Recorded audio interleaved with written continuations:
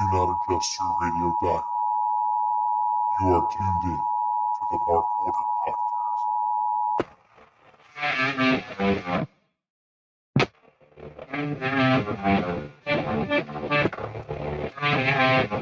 Join the Mark Order.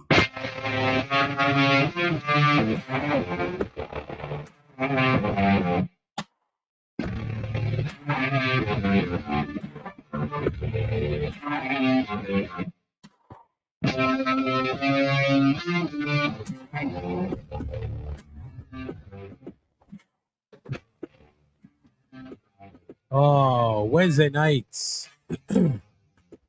Wednesday night. Well, you know what that means. It's the Mark Order Podcast here on the Shining Wizards Network. And we're really gruesome twosome tonight. Asian Joe and AntMoney here for you.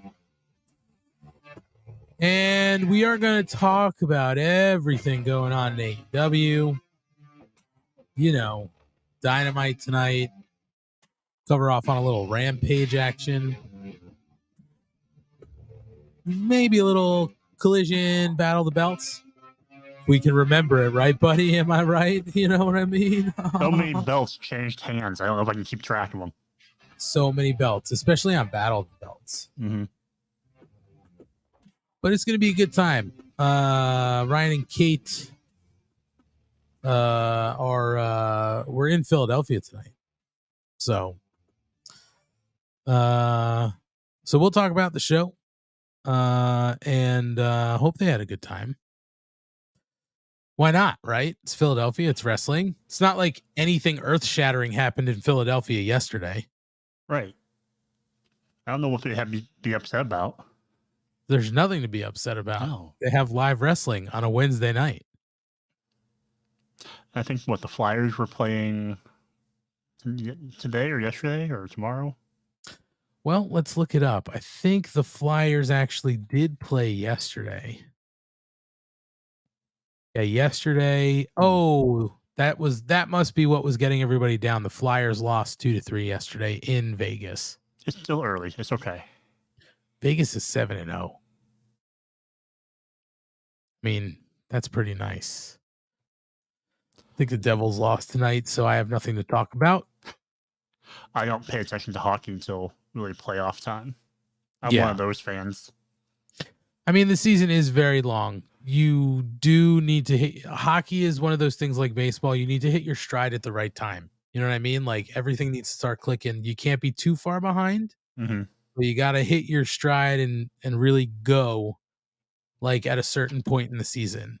So I'll pay attention to a lot of Devils stuff because, I mean, we used to have, my brother and I used to do season tickets, and then, you know, life happens, you get married and you have kids and all that stuff. So it's like, I can't possibly go to all these games.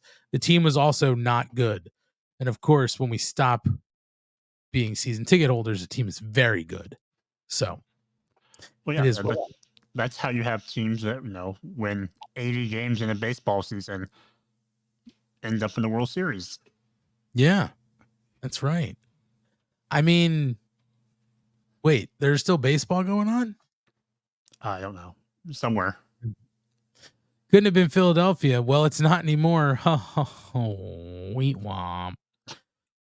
We told Ryan he had nothing to worry about. Poor bastard. Well, now he's got the Flyers to look forward to. So maybe that's why he decided not to be on the show tonight, and he decided to go to Dynamite Live. I guess. I mean, listen, I would have gone to Dynamite too if it was closer and and this card was announced. Scott George, I know what baseball's left. I'm being facetious. It is the Diamondbacks and the Rangers starting Friday night in the World Series. Maybe one of the most boring World Series I can think of in terms of who the teams are. But the Rangers look good. So, but who knows? The Diamondback have that annoying guy on their team. That guy really annoys me. What's his name? Like Clark Connors or something stupid like that? Isn't that a wrestler? I probably is. A New Japan Pro wrestler? Is. Yeah. Clark Connors. Yeah. But anyway, Joe, what's good with you, man? Couple days since we've spoke. Yeah. I got my flu shot, so my arms are a little sore. So I can't really lift them above my shoulder right now. It just like feels like someone just gave you 500 Charlie horses. Oh yeah. But other than that, yeah, I'm vaxxed and not yet waxed. Oh, well, you should. That's the next appointment, right? Get waxed. Yeah. Okay. There's a coupon deal. Full body? Not full body. I'm not that hairy. Okay. I could use a full body, but I don't think I want to do a full body wax. Have you waxed anything before? I've never have. So I used to go with Mrs. Money when she would get like her eyebrows done. Because like her waxer was so fucking fun. And she would just be like, yeah, come on in. Like, at one point it was like, well, nobody else is supposed to go. And she's like, I don't give a fuck. Come on in. So it was like, we'd bullshit. And, I don't even know if Mrs. Money's listening, but she would say like, she would tell me every now and again, like, hey, thinking about what, like, would it be possible to wax your balls? I'm like, you're not waxing my balls. I don't. It's possible. That's something I want. I was but I imagine it could be painful. Oh, sure. But to answer your question, she actually one time was like, you want me to do like your ears and your nose just so you get a feel? Because I was like, I don't want you to like wax my arms or my back or anything like that, because what are you going to do? One patch and then I'm going to have a bald patch in the middle of everything else? So she did my nose and my ears, and those it wasn't that bad. I can imagine though having to do your chest or your back or your legs or anything isn't going to be fun. I think I'd be okay with it. But again, I'm very hairy, Joe. I mean, not like George the Animal Steel hairy, but hairy enough where I wouldn't be able to do like, it would be like 40-year-old virgin. Cancel all my appointments. I'm gonna need more wax. So see, I'm the opposite. So I'm a relatively hairless Asian. Well, that's good. I wish I had that. I wish that was the case for me. The only place now that hair doesn't come in anymore is really on top. So I will say that I haven't got the ear hair yet, like the ones that like come out when you're old. I haven't got that issue yet. Sometimes for my work, I have to take photos, like headshots and things of people. And when I do touch up and editing, the amount of nose hair that people have that like are coming out of the nostril. Yeah. I don't understand how their significant other lets them go out of the house with that much nose hair coming out. Yeah. Well, and now that you mentioned both those things, Joe, I should clarify. I don't have ear hair coming out of my ears. I don't have nose hair coming way out. That time I did it, she was just like, well, I'll do it to show you. So it wasn't even like it was something where it was like, I got a ton of ear hair. This is going to benefit me. But like, like I have little hairs that sort of are on the outside, like right on the ear. It's not the lobe, whatever that little piece is. I don't know what it's called.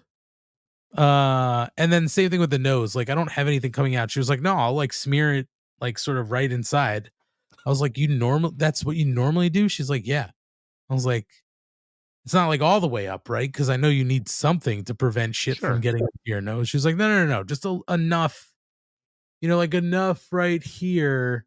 Yeah. So that like a nasal swab, kind of like in wax and kind of twist it around, and it's basically like a popsicle stick. Oh. So that's, yeah, that's good. Well, at least you get to eat the popsicle first. Ooh, I like that. Numb it a little bit. So you didn't get waxed this weekend. So what did you do since the last time we spoke? What did I do since last we spoke? Well, Friday went to a wedding. I think we talked about that Saturday, but we'll talk about Saturday in a few minutes. I went to a wedding on Friday. That was a lot of fun. It was just, it was a friend, friend and sort of extended family. He's my brother-in-law's cousin. So somewhere, not by blood, we're like sort of intertwined, right? So, yeah, you're doing it. Connect the dots with the yarn and the string and stuff. So, we went to that. So G and I went to that, and then my brother and his wife were there because he went to school with him. And then my sister and my brother-in-law were there because it's my brother-in-law's cousin. So there's a lot of intersection here. But that was fun because it was just sort of like all of us, my brother doesn't have any kids, my sister has two, we have, mini money. So it was just fun to have like a fancy night away from the kids, and then there were some other friends of ours there. We had a good table, so that was a lot of fun. But here's what I don't understand. Maybe I said this on Saturday. I don't remember. But man, it was an Irish wedding, no kilts. Little disappointed because I'm sort of looking for a reason to get to wear a kilt. No kilt, but they did come in to bagpipes, like to the reception, and then the bagpipers like did like a couple songs. Man, I guess because it's just not something I'm into and it's not part of my heritage. I don't know what it is about fucking bagpipes and Irish people, but it's like moths to flame. You know what I mean? It's like leaving your porch light on in the summer and the bugs are just drawn to it. Every single fucking person with the cameras out taking video and all that kind of stuff. It was wild. But it was a lot of fun. It was a ton of fun. So I did that Friday. Saturday we did our thing. We sort of, well, during the day we actually went, they had like a little lunch thing the next day, and it was at a brewery. Mrs. Money was like, "Oh, I want to check this place out." It was pretty close to home too, so we went. That was cool. I'm not a big drinker. So I wasn't really there for the drinking, but they had barbecue there. The barbecue was good. So that was Saturday, and then Sunday, I think it was Sunday, we went out and did a whole bunch of shit like that we had to do. So, just sort of spent the day out and took care of business, and that was it. Pretty mellow weekend before Halloween next week. Ooh. Oh, I guess this is our big Halloween spooky show. Ooh, spooky. I didn't dress up. I'm sorry. Neither did I. So 2 follow-up questions from that really quick. Yeah, let's have them. If you're looking for an excuse to wear a kilt, whenever you find that moment, will you go commando, or what are you gonna wear underneath the kilt? See, now I've always heard the traditional way to do it is to go commando, but I've never worn a kilt, so I'd have to test it out first.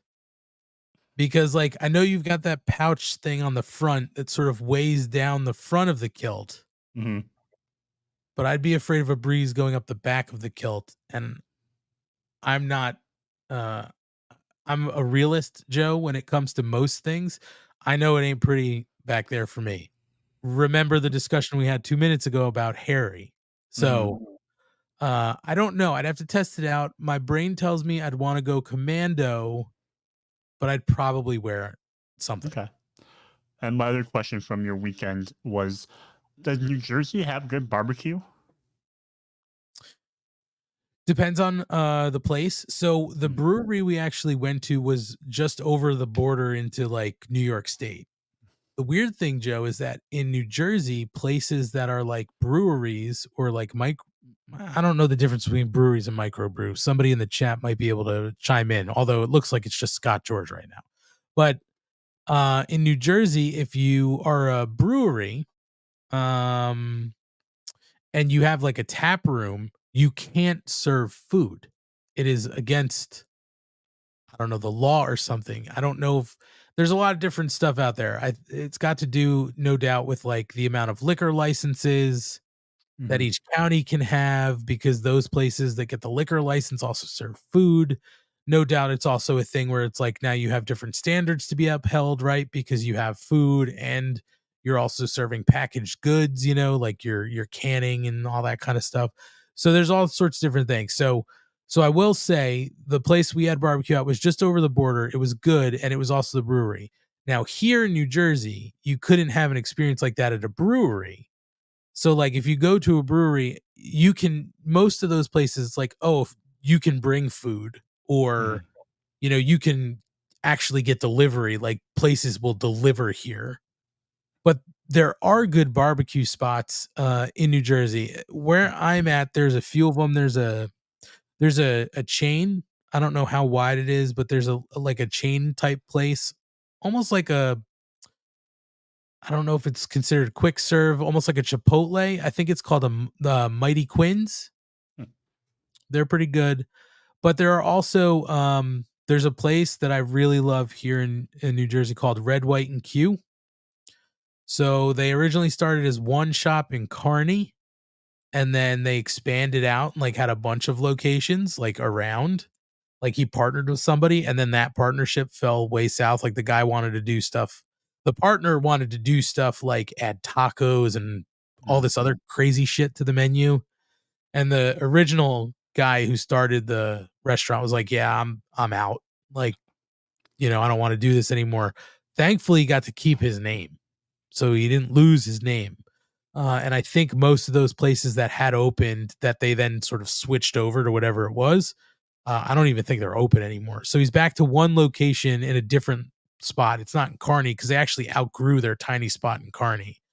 But their whole gimmick was he was a veteran, came back and then got really into barbecue. So he started this barbecue spot. Does like food for veterans, like you can get, like donate meals and stuff like that. He's actually been on, I don't think it's a secret. I don't watch Fox News. I'm not a fan.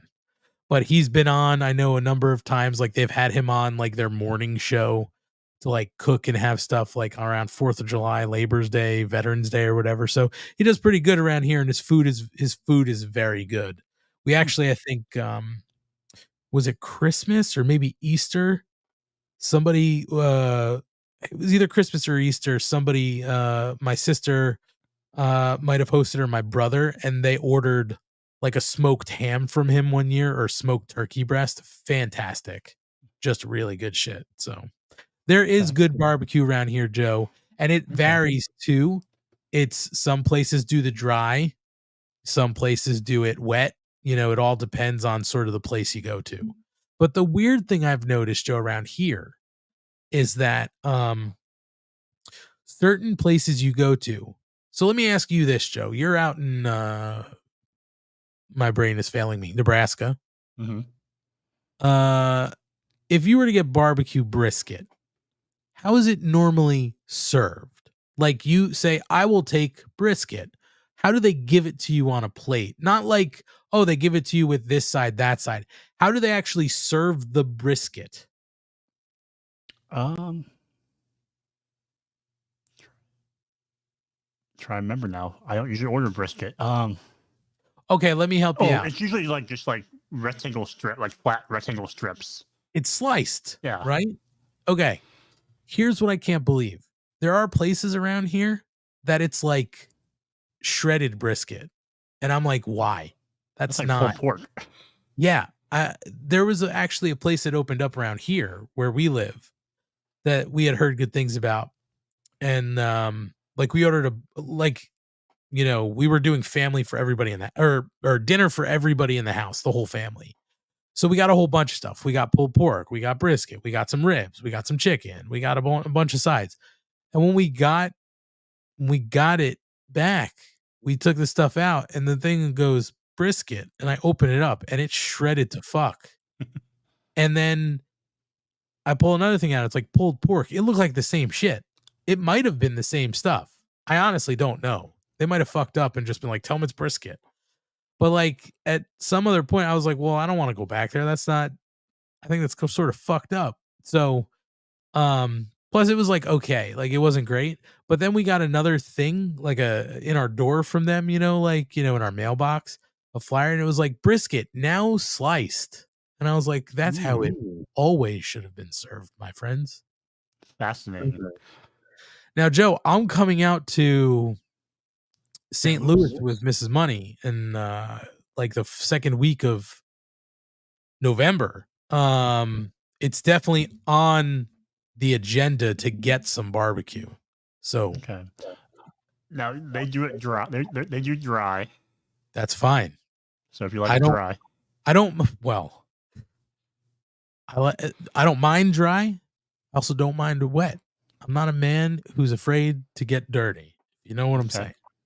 So, so yeah, like I don't mind dry barbecue. I think it's very good. But I know that that's the style out in that neck of the woods. That Missouri style. Yeah, I went to one like down there last time, like less than a month ago. So, it was pretty good. It seemed to be popular. It seemed they have like the Hall of Fame of like all these people who autographed menus who were famous, who've been there, like Kevin Hart or Dave Chappelle or whoever else. That's cool. Yeah, we're still sort of planning things out. So we have a show to go to on the Saturday. So we're flying late Friday. Like we're not going to take the day off work to fly out. So we're going to fly out on like Friday evening, get into town. We'll have Saturday to explore a little bit and then go to the show Saturday night.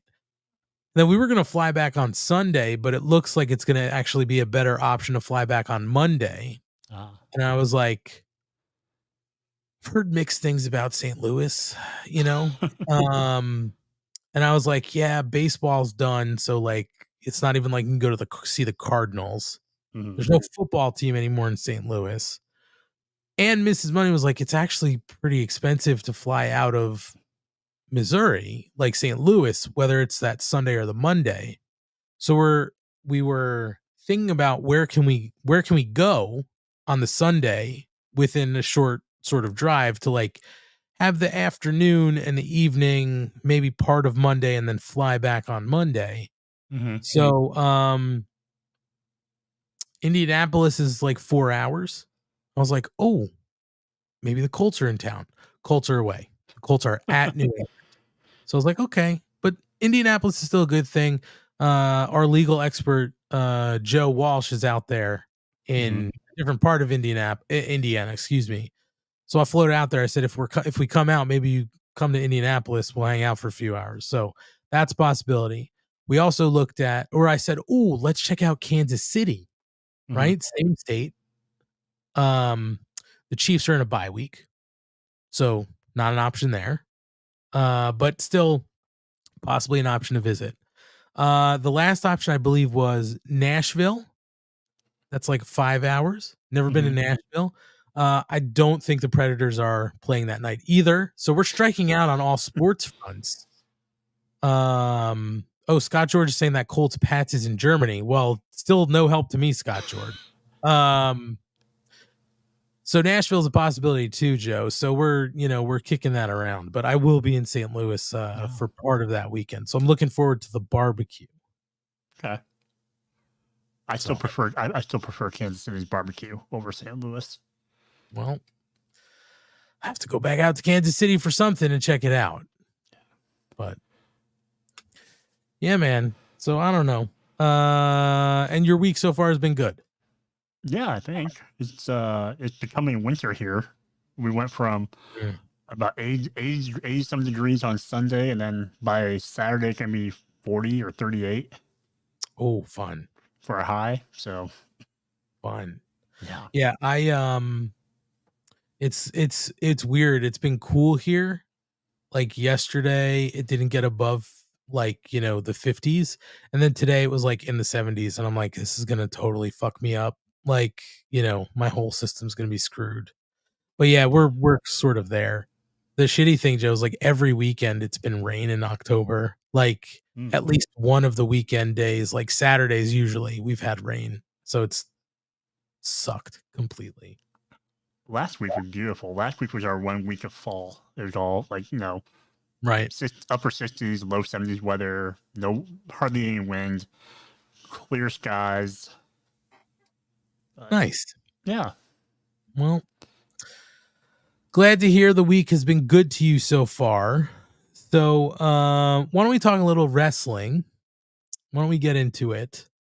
So Rampage was Friday. I was at a wedding, as I said, so I didn't necessarily see the show. I saw the results. So we want to at least cover off on the results, and then we'll get into what happened on Saturday. So Rampage, the big hook for this show was Mystico versus Rocky Romero. We will definitely get to that result. But Rampage, was sort of the standard show beyond that. They actually kicked off with Mystico and Rocky Romero, and Mystico defeated Rocky Romero. Now, Joe, I didn't necessarily see this match, but I've heard really good things. We were sort of briefly talking before we started. Did you get to see this match in particular? Like the rest of it, I almost don't care about, but this one I heard good things about. Yeah, it was definitely you should watch this and skip everything else. I liked the feel of it, of how they made it feel like a CMLL match, and like seeing Rocky kind of in his other character where he kind of the heel and playing up that role. And I hadn't seen Mystico wrestle in a while, so it gets to see him on TV, on national TV up here, I guess. Yeah, I mean, this was their, and it was also, I should say, it was a 2 out of 3 falls match, and they were saying it was for the Mexico's pound for pound crown. So there were stakes on the line. But I did hear it delivered. I do still have it on my DVR. I have to go back and watch it because I was looking forward to it, and everything just got away from me. So there we go. Mystico winning that match. Stoke had a backstage segment with Jay Lethal, Eddie Kingston, the entire crew. We know what that eventually led to. John Silver defeated Kip Sabian and Brother Zay to set up the match that we saw between him and OC at Battle of the Belts. We'll talk about that quickly. Wheeler Yuta and Claudio Castagnoli defeated Brian Keith and Exodus Prime. And then we had a Renee Paquette interview with the former JAS. Hangman Page and the Bucks were said to defend the Ring of Honor tag 6-man tag titles. That's what we got tonight. And then they announced the Collision Dream match, which was Bryan Danielson versus Andrade. We'll touch on it momentarily. And in the main event, Ruby Soho defeated Sky Blue. After that, the Outcasts came out the Outcasts beat up Sky. And then Chris Statlander ran in to make the save. When Chris tried to pick up Blue, she wanted no part of it and left the ring. And then, that was pretty much it. We know Chris Stat had the match against Willow on Saturday night. So that was Rampage. Pretty standard for a Rampage. The hook is that first match. So Saturday, for those who maybe aren't aware, we did a live watch along. You can go back into our archives, into the bonus episodes, and listen to it, or you can go on our YouTube page. We have it in the bonus episode playlist. We did a Collision and a Battle of the Belts under the influence watch along. So we were feeling good during that show, and we watched everything happen. We want to run through the results, but you can go hear us sort of talk through it as we were watching it. And then we can touch on certain stuff as we go sort of through here, Joe. Let's do the results and then circle back. So we had Danielson versus Andrade, with Danielson defeating him via pinfall.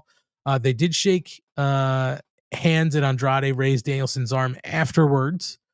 But the lights went out, and then when they came back on, Malachi Black was in the ring, and he laid out Danielson with a black mass. BCC came to the ring, but the lights go out again, and Malachi Black was gone.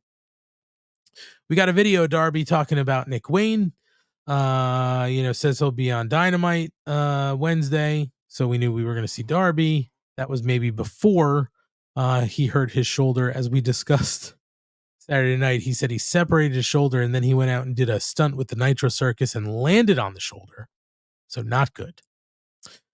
We had Sky Blue versus Hollywood Haley, and Sky Blue wound up defeating Hollywood. Wasn't really a squash, but it was close enough, I guess. We had the Guns versus the Outrunners. Guns defeated the Outrunners via pinfall. And then Kevin Kelly sort of called it like a mission statement or something like that. But the lights go out, and then we see the devil, like I guess on the video screen. It wasn't there live. And then the lights go back up. Jay White was sort of spooked a little bit in the ring. He wanted answers. The fans were chanting for MJF. And then they head to the back, and they are basically saying, we're not going to fall for that, whatever this is. So we'll see what happens there. OC gets interviewed backstage. And Chris Statlander's there. It's basically promoting Battle of the Belts. Memphis Street Fight time, Jeff Jarrett versus Eddie Kingston. We were perplexed by some of the things you find in Memphis streets, but Jeff Jarrett does defeat Eddie Kingston via pinfall. As we said during that match, it's 5-on-1. How can you not win this match, especially when it's no disqualification? We get an Acclaimed interview backstage, more of the same with Daddy Ass and Anthony Bowen's not sure what's going on with Caster. Then we get CJ Perry make her way to the ring for Miro versus Action Andretti. Miro defeats Action Andretti via the submission. However, Action Andretti does get a lot of offense in this match. So it wasn't really a squash. Afterwards, CJ Perry was applauding her husband. Miro was standing over Andretti, looking down at him, and then he bailed, almost confused by what was going on. It is his wife, so I don't know why he's confused. Daddy Magic, Cool Hand Ange, and Anna Jay are backstage being interviewed. Ruby Soho comes in to be interviewed. She sort of stops Cool Hand Ange, and they have a few words. Eddie Kingston is being tended backstage by the medical staff. Blah blah blah. More stuff.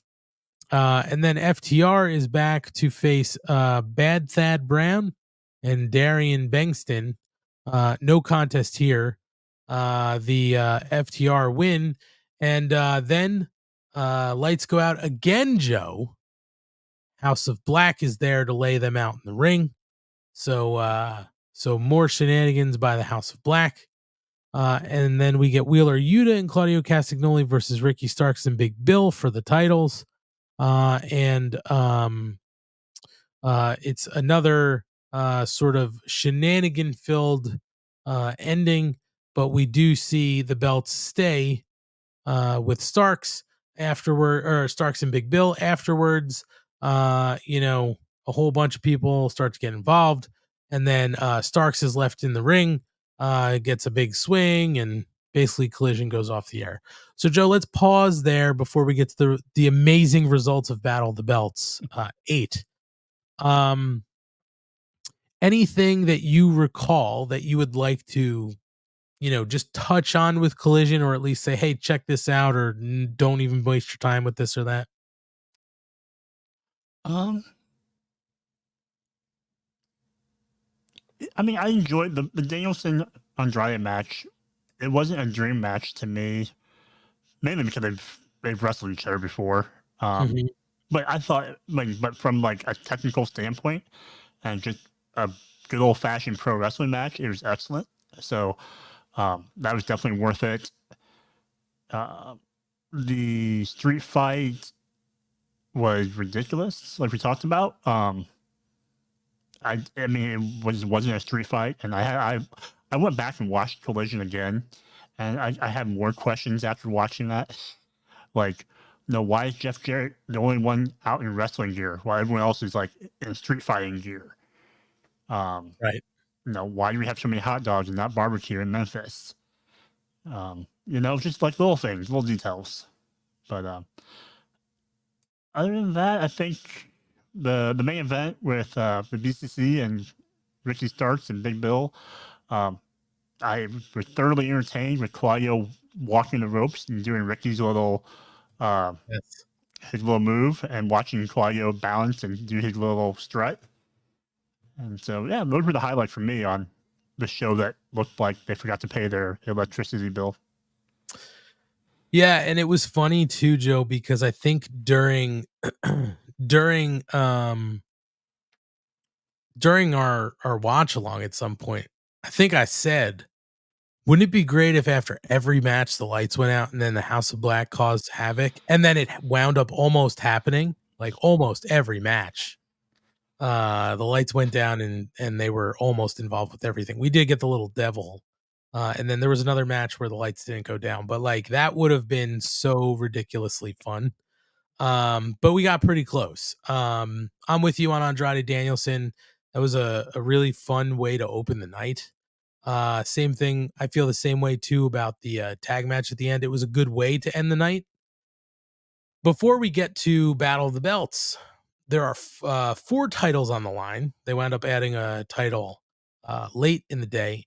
First match was Orange Cassidy versus John Silver for the International Championship.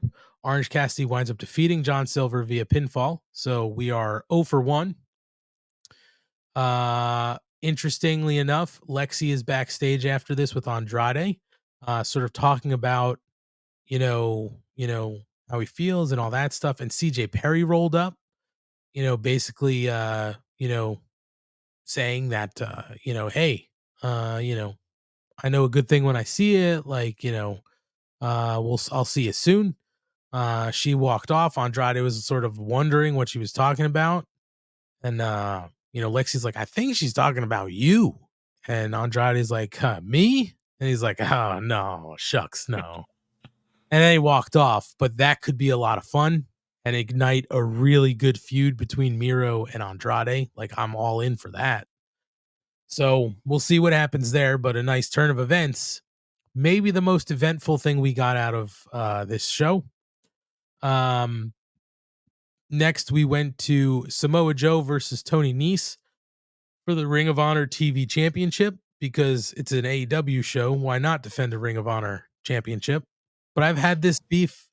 I've had this beef with Battle of the Belts before, Joe. I've said it on a couple other bonus shows we did just for Battle of the Belts. I was like, why are they not AEW titles? Why is it an FTW? Why is it a Ring of Honor? Why is it a New Japan? Like, it's just sort of like, I'm like, it's a cop out, but Tony Nese and Smart Mark Sterling sort of did their thing before Joe came out, and then Joe comes out, to basically destroy Nese, and it's over.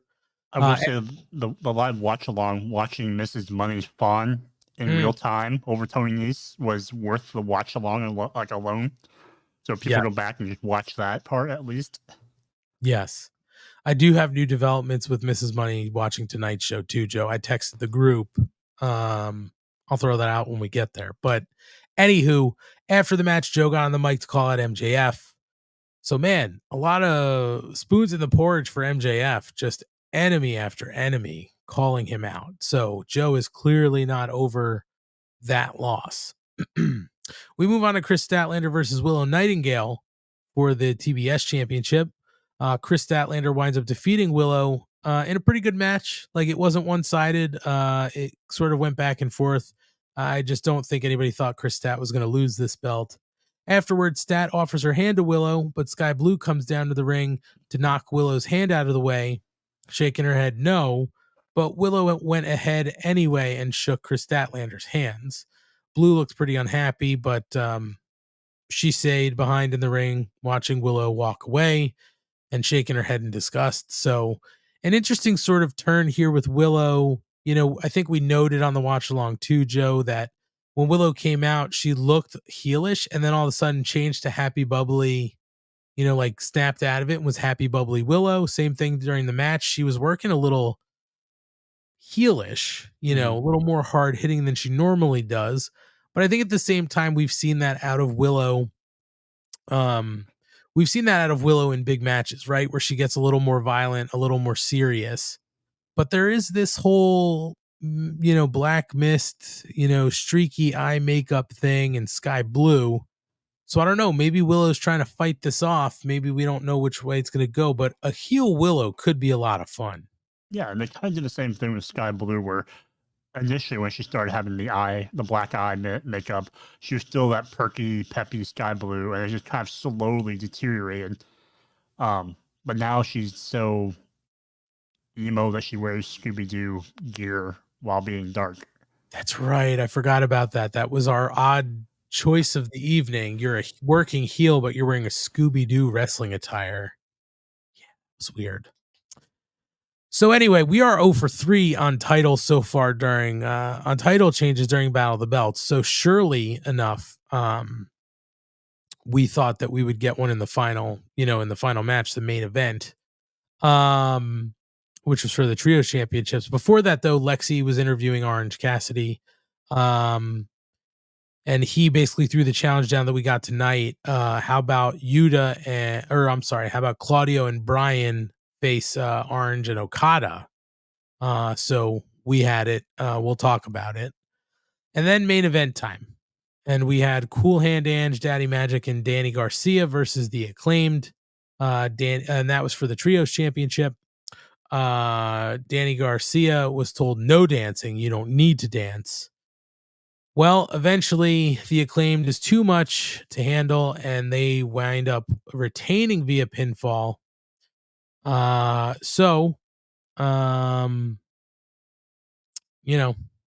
That's Battle of the Belts. No belts changed. Nothing to make you think there's a reason to watch from 10 o'clock to 11 o'clock. We were under the influence, so we had a good time. And Mrs. Money got to see Tony Nese, so I guess that's the bonus.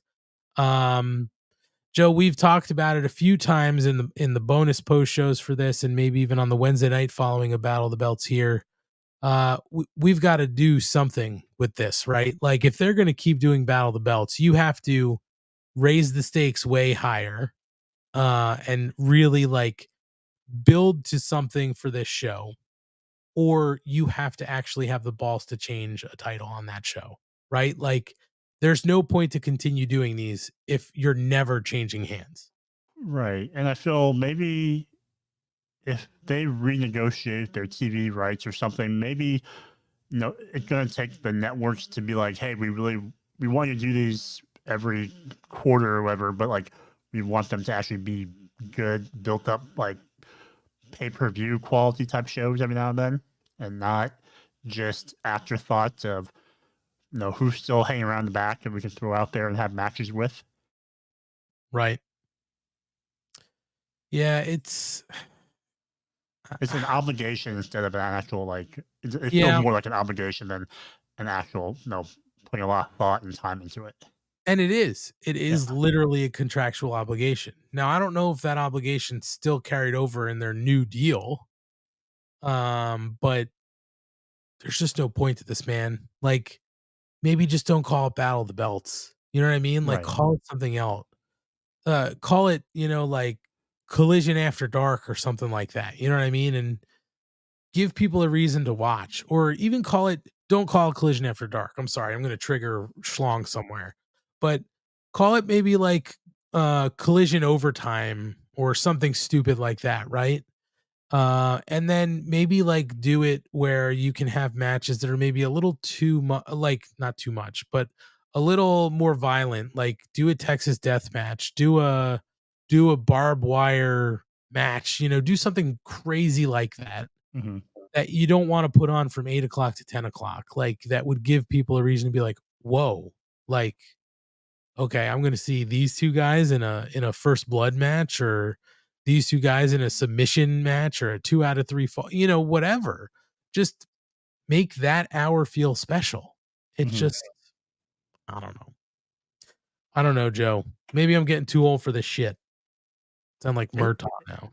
It oftentimes feels almost on par or sometimes below par of Rampage, and I feel like it shouldn't. I feel like it should be a little bit held higher up in priority and in matches, but we can hope.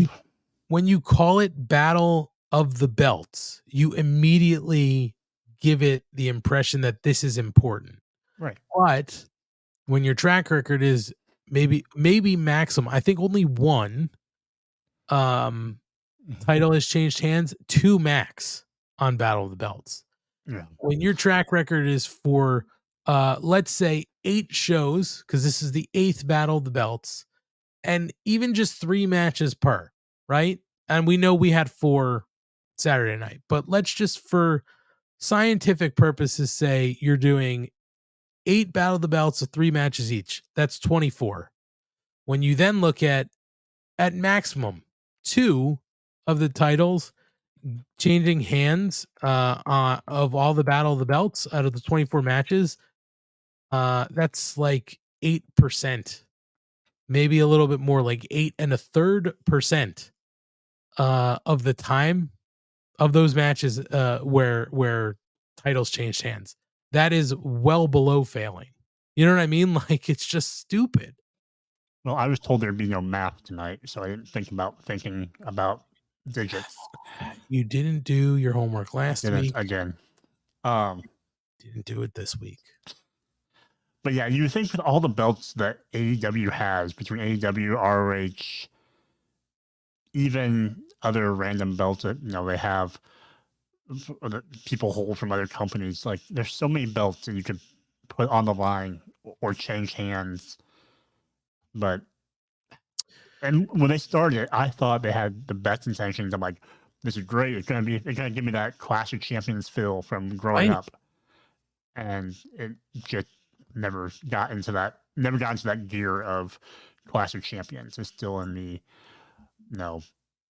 like you said, after dark type of feel.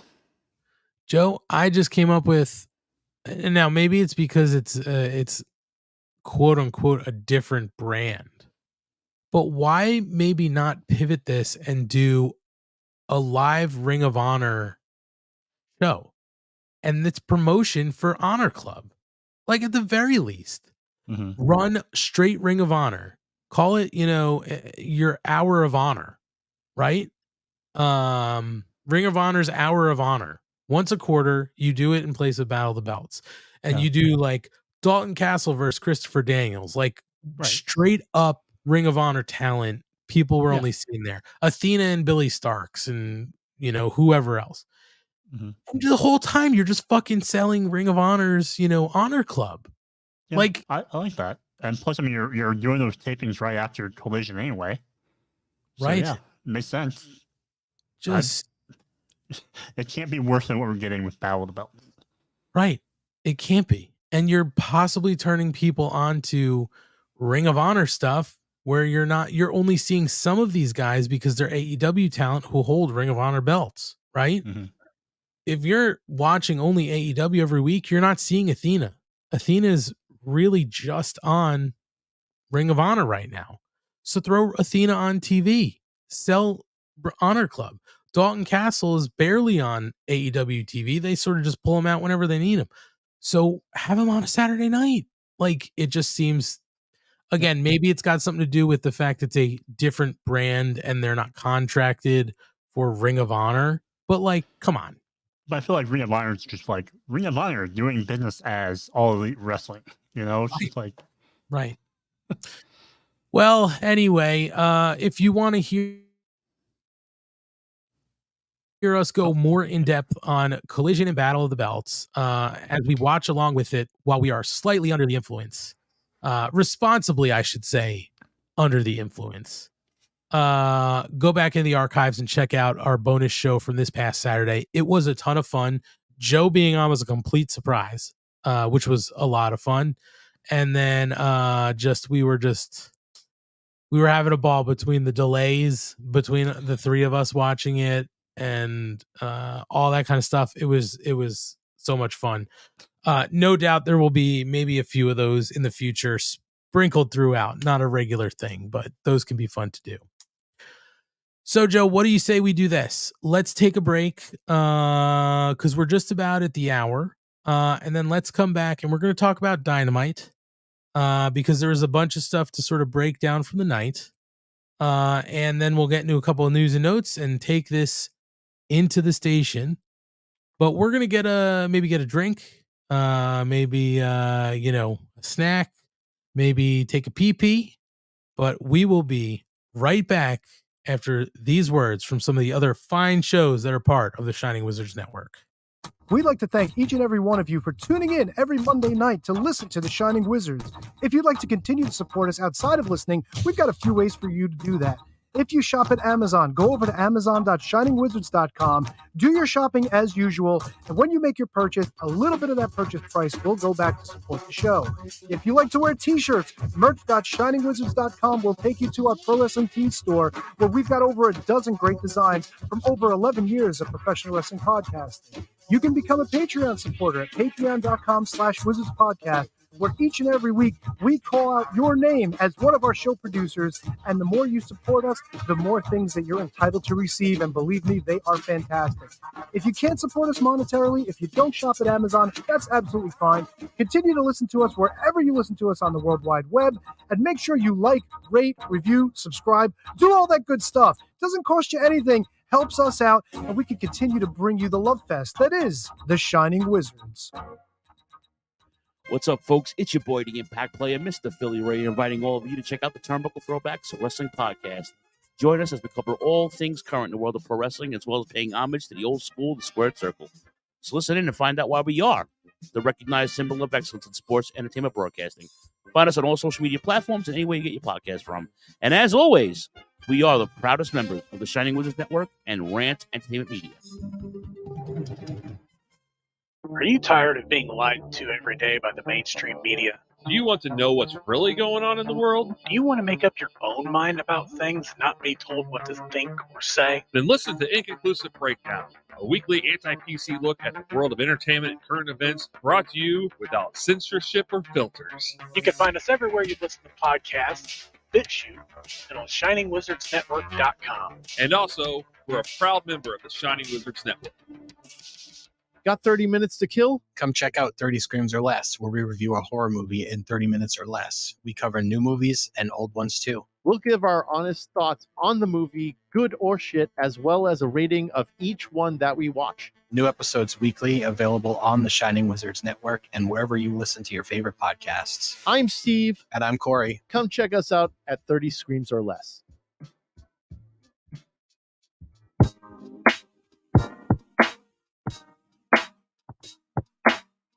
G'day guys, my name is Thomas, one half of the Broadcast Podcast. With our podcast, we go back and watch wrestling events from WWE, WWF, WCW, ECW, AEW, and many other wrestling promotions. You can check us out on Twitter at The Broadcast, that's TheBrokast, and you can also download all episodes on Apple Podcast, Castbox, Castro, and many other podcast apps.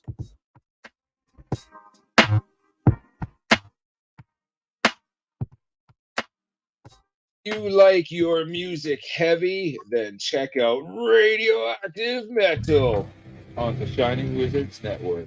For over 16 years now, Radioactive Metal has been one of the longest running podcasts. Over the years, we've interviewed some legendary metal acts, had some awesome discussions, and cranked a hell of a lot of tunes.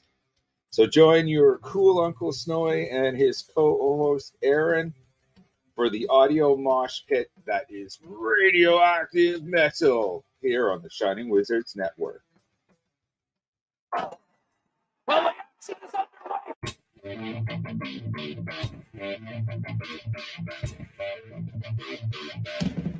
What's up, everyone? When on the Shining Wizards Network, be sure to check out Wrestling Night in Canada. If we're not recording another kick-ass podcast, Or playing in punk bands. Or recording kick-ass heavy metal albums, then we're sitting back, we're grabbing a couple brews, and going over everything to do in the world of pro wrestling. Because we're from Winnipeg, you idiots. The Mark Order Podcast is the only show you need if you're looking for dedicated coverage of everything AEW on the Shining Wizards Network. Join us live on YouTube every Wednesday night at 10:15 p.m. Eastern after Dynamite to chat along with the show. If you can't join us live, listen to us on your favorite podcast platform. Follow us on all social channels at Mark Order Pod and use the hashtag #JoinTheMarkOrder, because if you don't find us, we will find you. I'm Kevin Rowe. I'm Al Bay. And we're a couple of down-under pounders that co-host Rogue Day Dots, an action figure collecting podcast where we talk about Well, just about anything that tickles our fancy at any given moment. We're grumpy old men, and sometimes people get on our nerves. And if you get on our nerves, guess what? You get off the lawn. Get off my lawn, asshole! We also go on a little bit of a mission. We go back and we're grading every wrestling figure line that's out there. I'm talking LJNs. I'm talking Jacks. I'm talking Hasbros. Who doesn't like a little Hulkaplex? It's a Gorilla Brain Wrestling podcast production found on the Shining Wizards Network. I'm Duke Banks. Kevin Rowe. And together we are the co-hosts of Year of Duke and Road. If you want to hear about some terrible wrestling shows, we got you covered. What we talk about, good. Currently talking about the death of WCW. I know what we're fucking talking about. Sometimes we get guest spots, like from the Taskmaster. I like to listen to the Year of Duke and Road podcast. They're funny guys. That I like when they talk about the Nards plows. I like Nards plows. That's a good move. And I like the Dungeon of Doom. You know, sometimes I call my butt the Dungeon of Doom. Thanks, guys. Oklahoma. Let me tell you a little bit about my favorite podcast. All right. It's a podcast with two men, Duke Banks, Kevin Rowe. They talk about professional wrestling. It's a man's sport. All right. And who better to talk about a man's sport than Oklahoma? And once in a while, Vince Russo stops by. Oh, you piece of shit. If you're not listening to your Duke and Road podcast in the back with the boys, you piece of shit, I don't know what you're doing. It's, you got to slide one in there. If you're a man, you're talking about something only a man can slide one in there. Bro, take the time to slide one in there. All right, bro, you piece of shit, slide one in there. A Gorilla Brain Wrestling podcast production that you can find on the Shining Wizards Network. All right, we're back here on the Mark Order podcast, part of the Shining Wizards Network as well. Hi, Jesse Ozog. Good to see you. Glad to have you with us tonight in a small room. I want to take care of some business real quick and just let you guys know that you can follow us on all of our socials at Mark Order Pod, on X, on Instagram, on TikTok, on Donner, on Blitzen, Facebook, on Threads. We don't really use Threads, but we're there. Follow us on those platforms, and you can find our link tree in the bio. And follow all our socials, subscribe to everything you need to subscribe to. But the two really important things that we're going to ask you to do now, one is super important. The other one is like important if you can. But the first thing we're going to ask that everybody does is head on over to our YouTube, youtube.com/MarkOrderPod, or search the Mark Order Podcast on YouTube. If you're not subscribed to us already, please subscribe. It helps us out greatly. We're trying to get to our first milestone, 500 subscribers, excuse me. We have viewers. We need the subscribers. So if you don't mind, please head over there, take a minute, subscribe. You don't have to get alerts. You don't have to do anything. Just subscribe. Helps us out in the algorithms. And maybe we get to, monetize this thing a little bit to help us offset some of the costs, because it does cost money to do this. It doesn't look like it, but it does. And the second thing we ask that you do, if you have the ability and you would like to support us financially, head on over to our Pro Wrestling Tees store, which, Joe, I found out today sort of looks like it's been updated a little bit.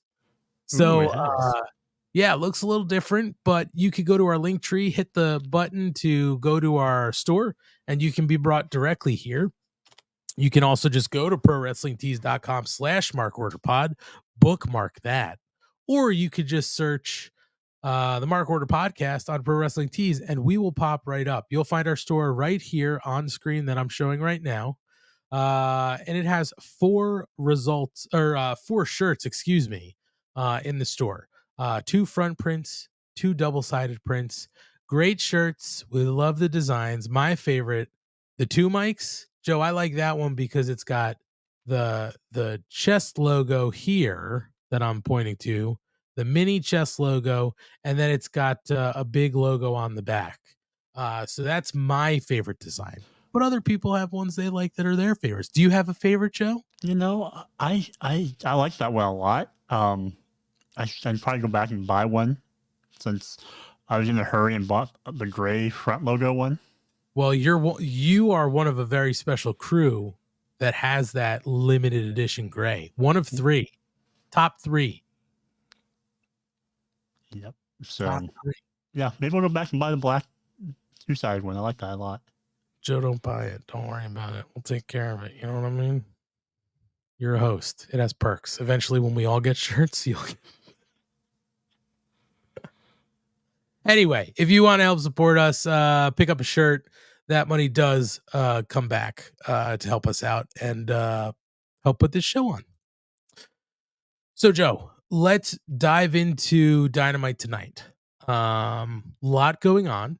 They had announced a lot prior to this show, so we had a lot to look forward to. Where in prior weeks, they had like 4 things announced, and then we get a lot of stuff we weren't expecting.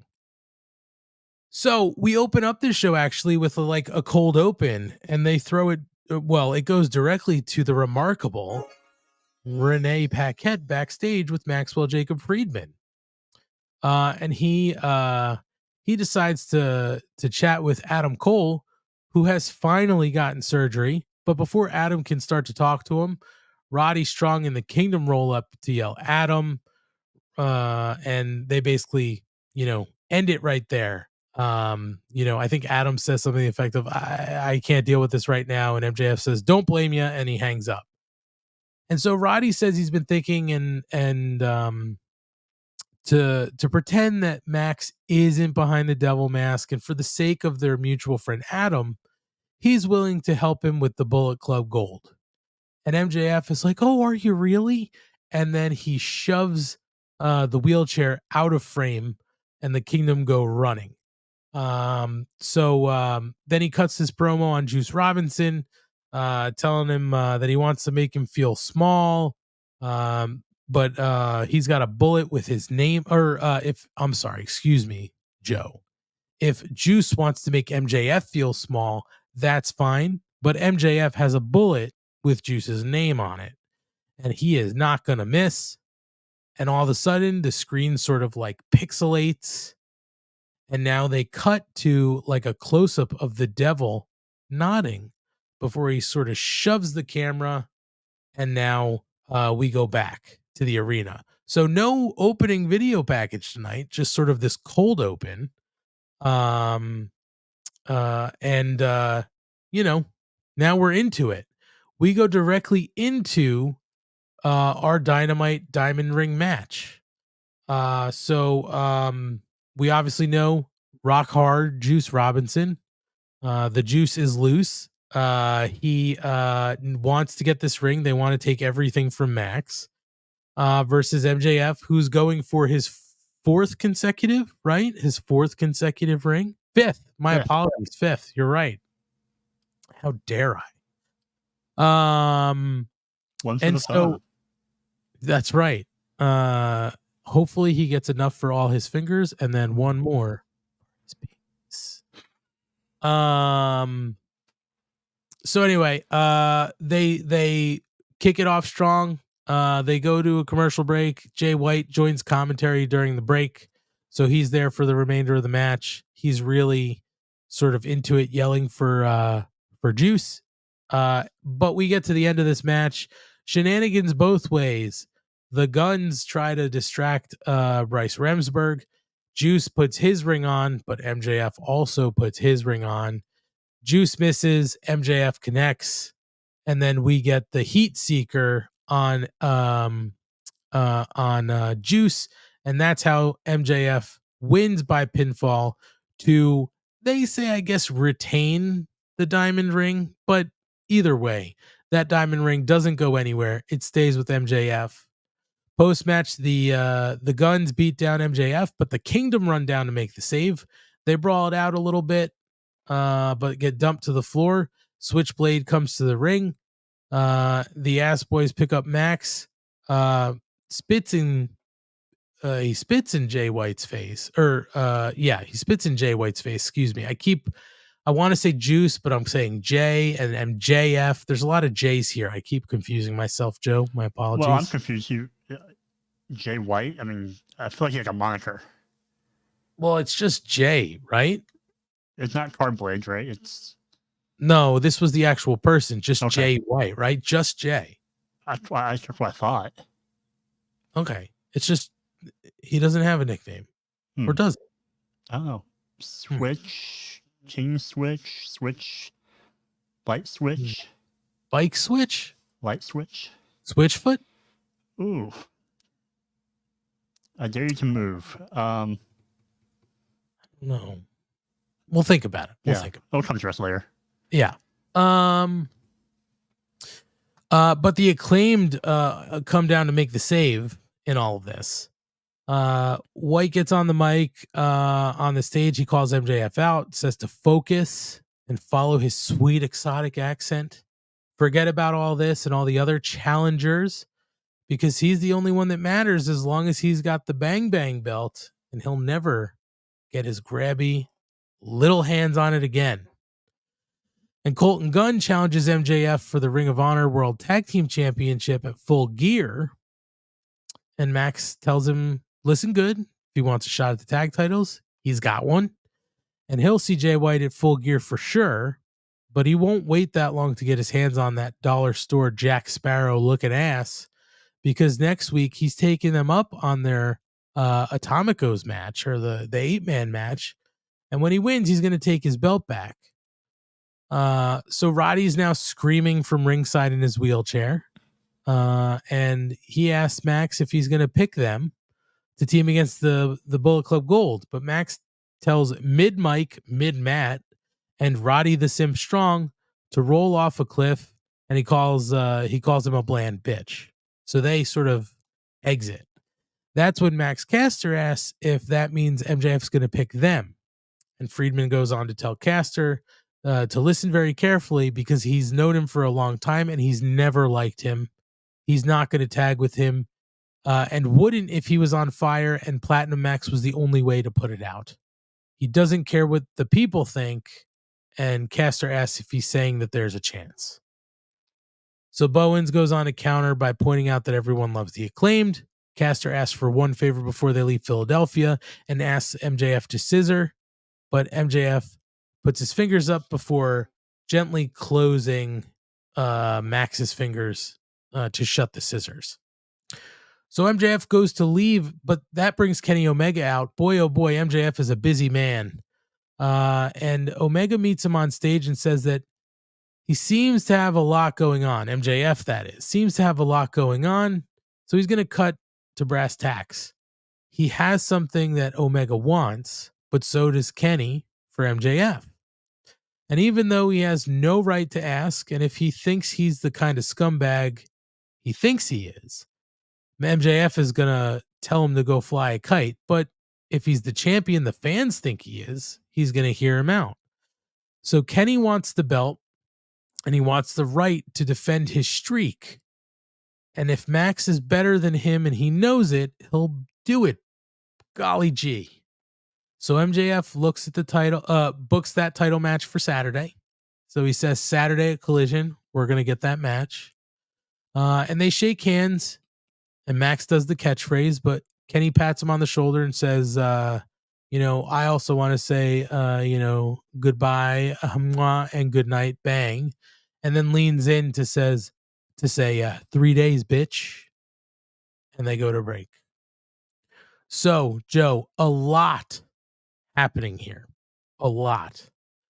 I would like to just say a couple things and get your take on everything here. Like the cold open, I loved immediately throwing Roddy into the mix. Excuse me. Thought the match was good. Fine with the shenanigans at the end because somebody was trying to get one over on MJF. MJF, of course, always gets his shit in.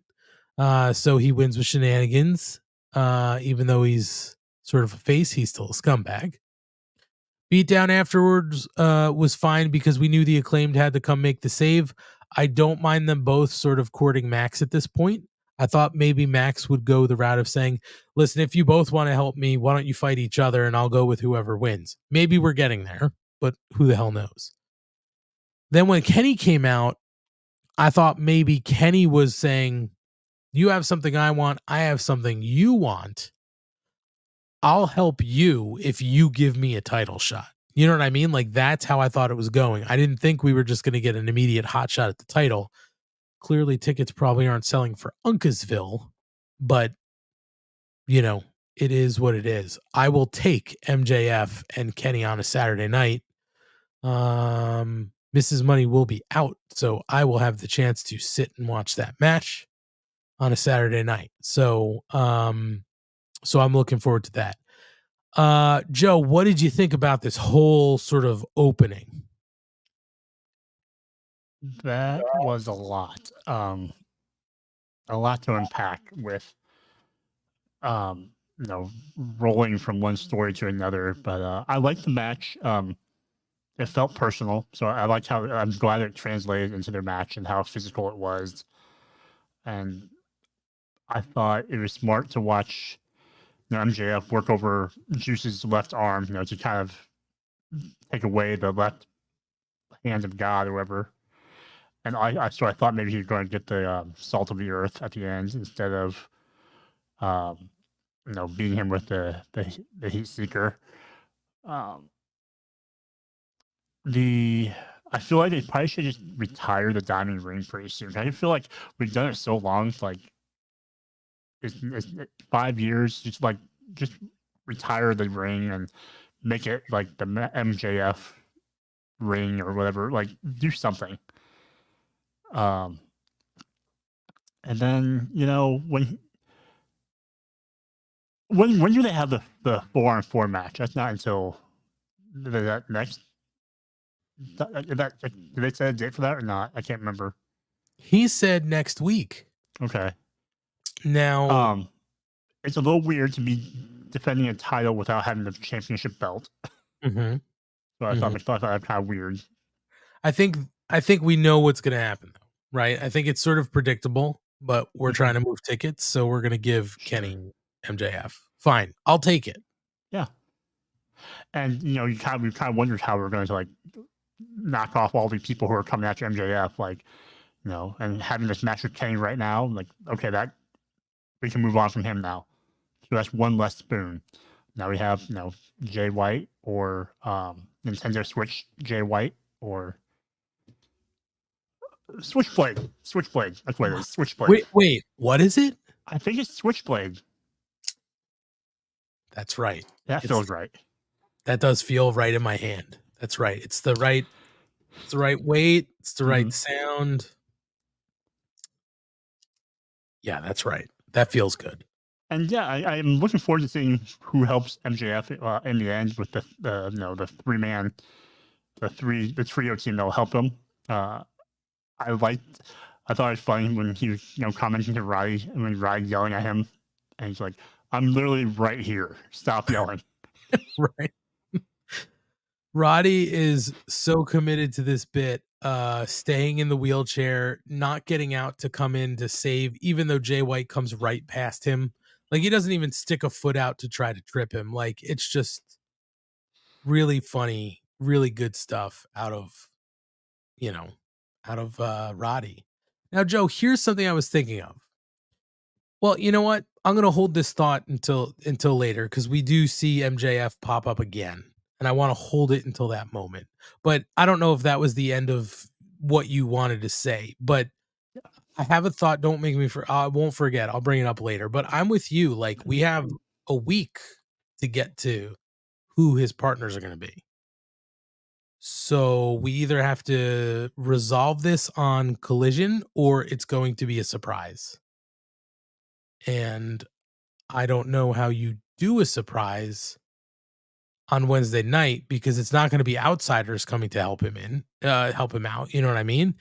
It's not going to be Adam Cole, because he's recovering from this injury. And as far as he says right now, it's not going to be the Acclaimed or the Kingdom and Roddy. So no, it's just wild to see how many stories are going on that intersect with MJF. It is CM Punk-esque after he returned from suspension and was putting himself into every picture on Collision. Where Dynamite tonight and for the last couple of weeks just felt like MJF centric, right? And then this past Saturday it felt like it was very like House of Black centric. Right. So like you have these two entities really carrying the shows. Yeah. But yeah, I don't know. Maybe I could see MJF having the devil mask people help him. Have guys wear like all black and just come in and the mystery men help him. Could be. I want to get to definitely Danhausen. Dude, I said it. Okay. I said this via text and I'll put it out here. How great would it be if the devil wound up being Danhausen? Like, it would seemingly be out of left field, but he is very nice and very evil. If you would have told me this Saturday during our responsibly high watch along, I would have been on board with it. But now that you sobered up, you're like, I can't. It doesn't It's make hard. sense. Yeah, it's hard to suspend reality. Well, I will say this, Joe. We move on after commercial. We get a vignette from Wardlow. He's talking about sitting home watching MJF become the name and face of the company that everybody's behind. But he felt bad because he knows the real person MJF is, and he fought a lot of the battles for him. And he's going to take everything from him. So we get a little bit out of Wardlow. We don't see him do a squash, but we clearly know what he's after. I'm going to hold on to some things here, Joe. But I think it was just, okay, let's not forget Wardlow's also floating around here, right? He could have easily just told Tony that in the ring instead of, bumping him. Poor Tony. But listening to his promo, like, it felt like Wardlow was giving a face promo. Like, it felt, even though he really is kind of the heel. Right. Excuse me. Right. Yeah. It's just, it's what's weird about all this is because MJF is essentially the face. So to have a face versus a face is sort of weird. So somebody has to do something heelish, and like Wardlow's clearly being heelish here, but he's not at this point intended to be a heel. Like, he's still a face. Yeah. And it's interesting too when you see like Kenny come into the picture tonight, right? Like Kenny's sort of like, he's not necessarily doing anything heelish, but he feels like a heel. I don't know. It's very interesting to see how they're doing all of this. I'm going to sort of keep some of my thoughts. We'll get to it shortly here. But Joe, we then go to our a tag team match in the night where we have Hook and RVD versus Reynolds and Silver. Great to see RVD, a perfect place when you think about where are we going to wheel him out next. I say wheel him out like that's a bad thing. RVD can still do what he's trying to do. Not maybe at the same speed, but he can still pull it off. But Philadelphia is perfect, right? Home of WWECW. Play the Pantera. Everybody's gonna be into it, so it makes complete sense. And I didn't even think about it until they were talking to to Taz on commentary about this has to be surreal for you, and I was like, oh fuck, that's right. Taz wrestled against and with RVD. Like, yeah, that's crazy. So anyway, I think this match ultimately goes the way we think it's going to go, Joe, because Hook and Rob Van Dam win by submission with the red rum from Hook on John Silver. And sort of all is right in the world because RVD hits everything he needs to hit, the Van Daminator, the Rolling Thunder, 5-star frog splash, plenty of sort of reverse kicks and spinning kicks and all that kind of shit. So I didn't have a problem with this. It was sort of straight nostalgia. We get to see Hook. Glad we got to see Silver and Reynolds, and glancing Dark Uno on the outside. But it also sort of at the same time makes me be like, oh man, remember how great the Dark Order was and how on top they were for so long? To see where they're sort of stuck at now is just, man, what a disappointment. Yeah, that was going to be one of my thoughts, but just they seemed like they were trying to build them back up to be kind of this credible threat as heels and more as a nastier evil faction again. And now they're kind of back into this whole, mid-card jobbing status of like just helping put other teams over for whatever reason. It's like they're missing a piece, like whether they're missing a Stu Grayson or they're missing a Lee or something. I want them to get back on track and have more focus for that team, because there's still a lot of meat on that bone that they can do with a lot with them. So, but yeah, other than that, I didn't have any thoughts on the match. I felt like it was very much just hey, we're in Philly, we got Rob Van Dam, here you go. No, I'm with you. How is Rob Van Dam going to lose in Philly, right? Like, it went the way it was supposed to go, and he looked fine. You know what I mean? Like, he looked perfectly fine. Leading into commercial, we do get RJ City to introduce a new Tony Storm film called Hold That Butler, which we get picture. The regrettable RJ City. That's right. Regrettable RJ City. We don't get a chins up, tits out, roll the film. She just says, roll the film. And they go to it. I said it numerous times Saturday. Why am I watching picture in picture? Why am I going to watch picture in picture if Tony Storm isn't on? So I did watch this whole thing. Very funny. Now, they had announced sort of with a graphic before this that come Full Gear, she is going to have a title shot. It's just going to be a matter of who. So that's sort of what this was about. Like the little film was like, I hate it here in Philly. I want to go home. And RJ's like, you are going home. Let's go. Full Gear, blah, blah, blah. My favorite part of this was the butler gets introduced, Asian Joe, and it's Luther, which was just fantastic. She also takes a bite out of a clementine without peeling it, and then spits it out after chewing it for a few bites. So classic stuff out of this, or new classic stuff out of this Tony Storm, timeless Tony Storm. My only beef with this, Joe, no cum joke in the picture in picture. Yeah, there wasn't. Maybe she got her pearl necklace. I guess. It's just like I look forward now. I've been conditioned to expect a cum joke. What cum joke would you have inserted into this picture-in-picture vignette? I don't know. I mean, do I really want to? How far do you want to go, Joe? Like, how far are we talking? Because you can something that makes sense within. That's also airable. That's what I'm saying. Like, I mean, do you want to throw the word cream pie out? I mean, they did on Always Sunny. It was fucking hilarious. But like, what is love a good oatmeal cream pie?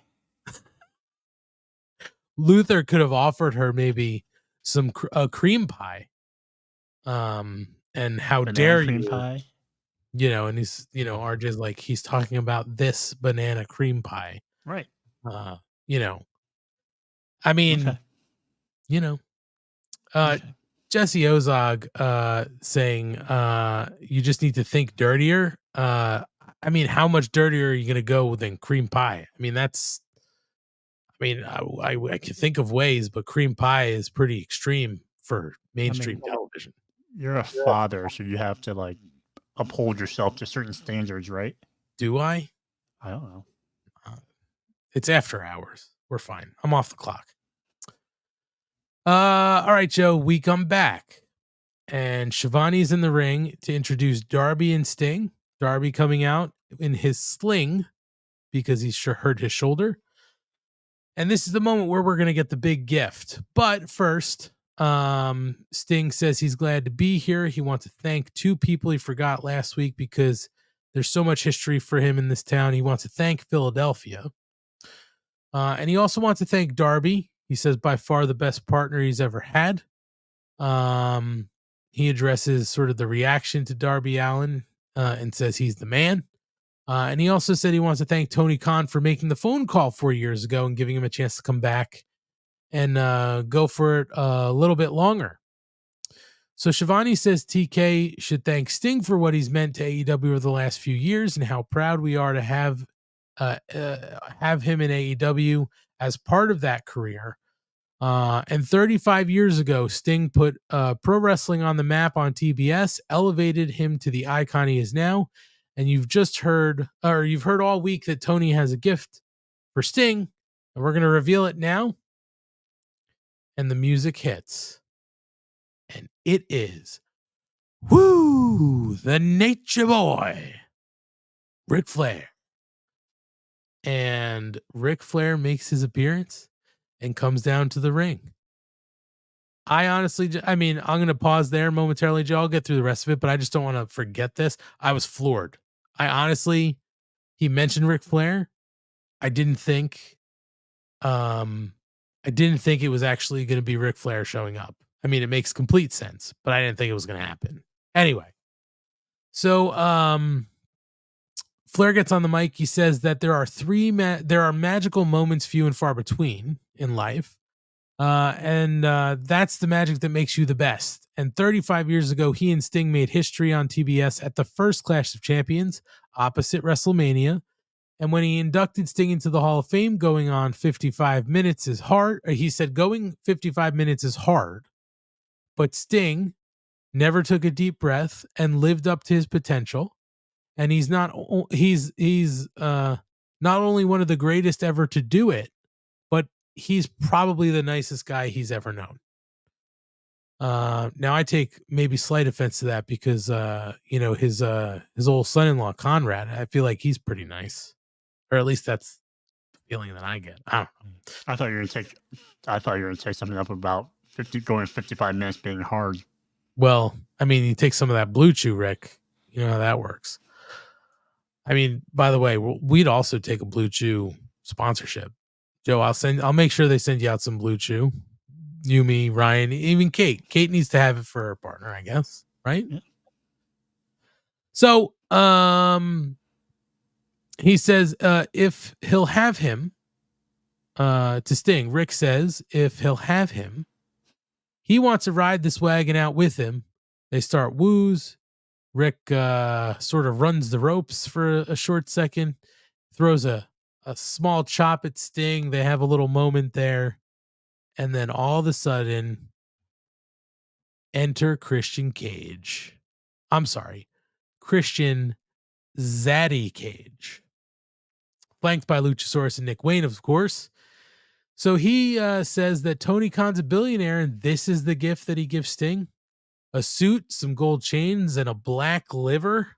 Really great gift. Fair point. That is very fair. Although I'll say this, I think Rick was sober tonight. That was pretty good. So he says it's impressive the way Flair's moving, not like Weekend at Bernie's at all. But he knows Flair isn't dead. He knows he knows there's no God, because if there was, he would have died 20 years ago. Rick, that is, would have died 20 years ago. The real reason that Christian's out there is because last week Sting and Darby stuck their nose in Christian's business yet again. And Christian asked Darby how his arm's feeling. He'll give him one more chance to look at something he'll never be, a champion. Much like the Philadelphia crowd, much like Philly. But Christian has a proposition. Sting has the brilliant picture painted of his retirement at Revolution, but he wants the icon gone now. So there's three of them, Christian, Luchasaurus, and Nick Wayne, and there's three in the ring. Even though Rick is just one super kick away from turning into dust, or from his pacemaker stopping, and turning into dust. And he wants a trios match at Full Gear. but it won't be a celebration. It's going to be more like a funeral. He demands the music gets hit, but production doesn't cooperate with that. And Sting tells him to hold on. He sneezes and says he's allergic to jackasses. And he says he and Darby will find a partner, and they accept the challenge. I will say this, Joe. I'm very glad that there was no entertaining of Ric Flair being that third partner. I do not need to see that. I was worried. I was really, really worried. Here's the only other thing I'm worried about. I am worried that the match at Revolution, now I'm worried that it will be Ric Flair and Sting. I thought that too. I'm like, because Ric Flair been saying, I can do one more match. I know. You know what? Let's throw Muda in there too while we're at it. Oh, no.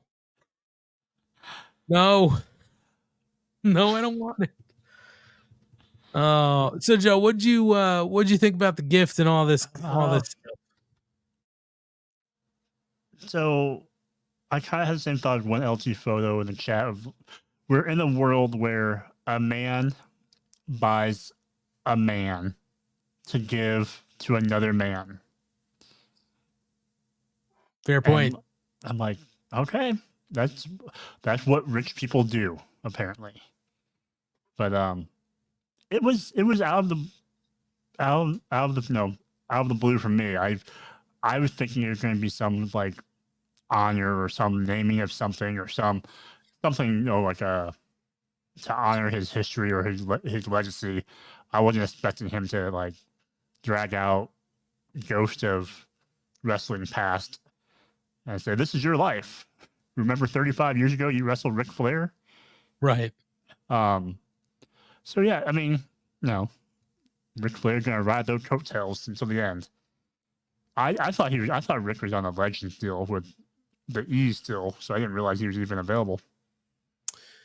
Yeah, I mean, I don't know I don't keep up with anybody's contract status or anything like that. I mean, you'd assume he's not, or if there is a Legends deal, he's not being used on TV. Maybe it's some sort of weird deal. I did have this thought as well. I saw that too. One LT photo is saying in the chat that perhaps Sting will be the first AEW Hall of Famer. I thought that was, I'm with you, Joe. I thought that was going to be the announcement that they're starting a Hall of Fame and the first one's going to be Sting. Yeah. Other than that, have they made a Christian action figure with a turtleneck yet? Is that in production? I mean, if it's not, it should be. It may be in one of the last waves that I didn't order that I need to. And I kind of want like his whole little family to all wear turtlenecks. I want Luchasaurus to wear a turtleneck. At the very least, Nick Wayne needs to, because Nick Wayne, he's calling son, and Nick Wayne said he's like a father to me. Like you that. dress him like him.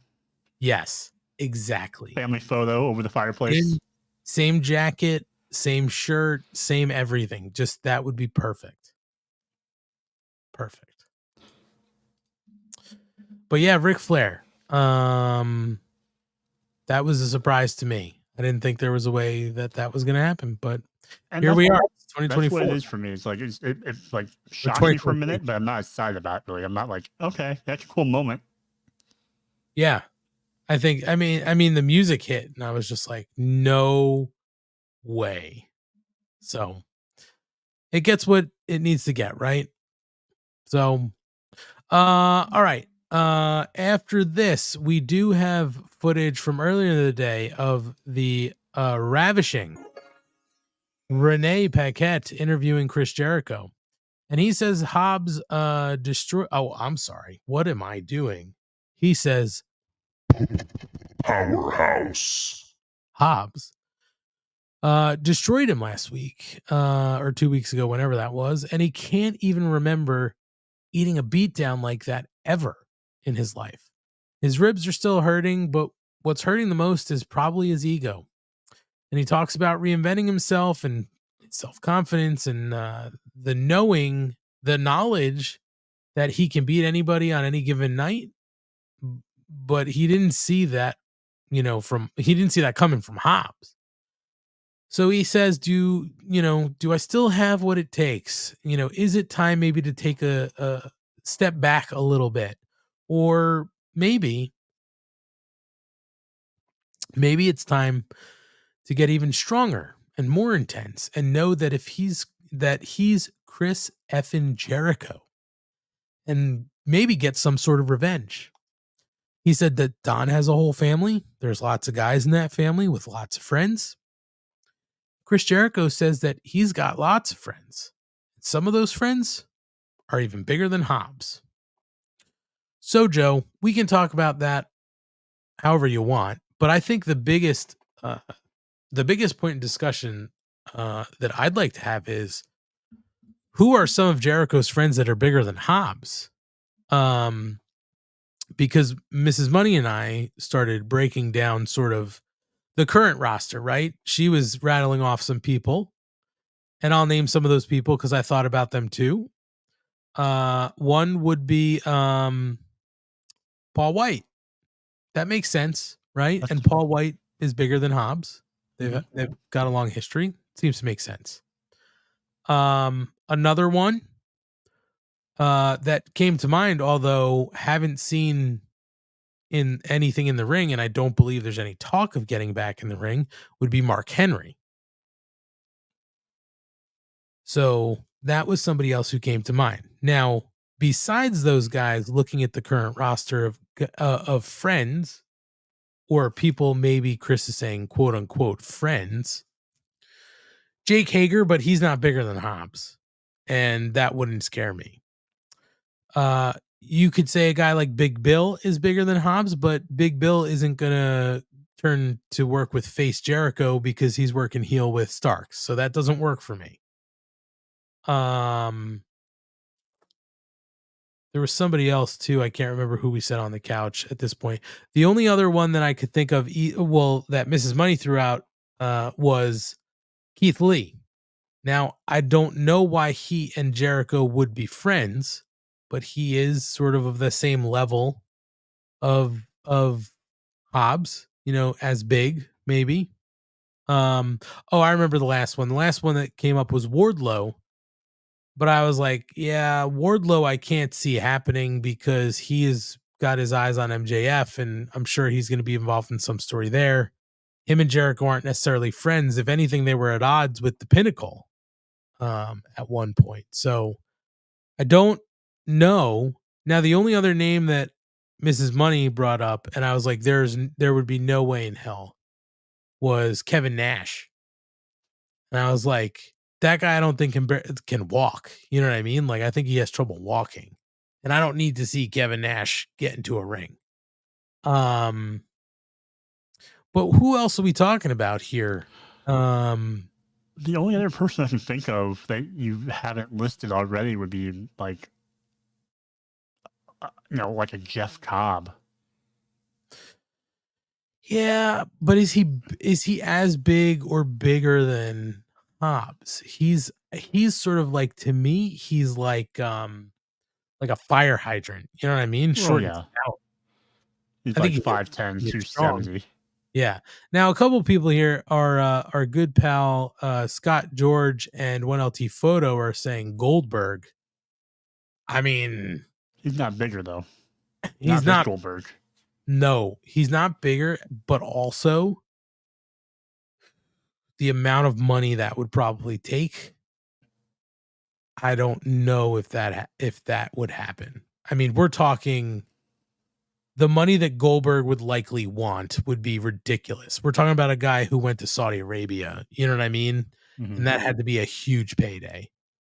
I feel like whoever this is probably needs to be beaten by Hobbs to keep pushing him up to make him look stronger. Yeah, what I'm having trouble with is I have friends who are even bigger than Hobbs. Now, Mrs. Money made a good point. She said, well, physically, is he talking physically in stature? Is he talking about like personality? is he talking about strength?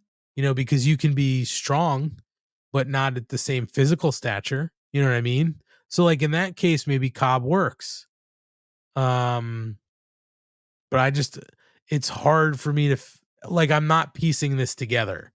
And unless they're going with people from the outside that we're not thinking of, I just don't know who they're going to pick from within that logically makes sense to say that I'd work with Jericho.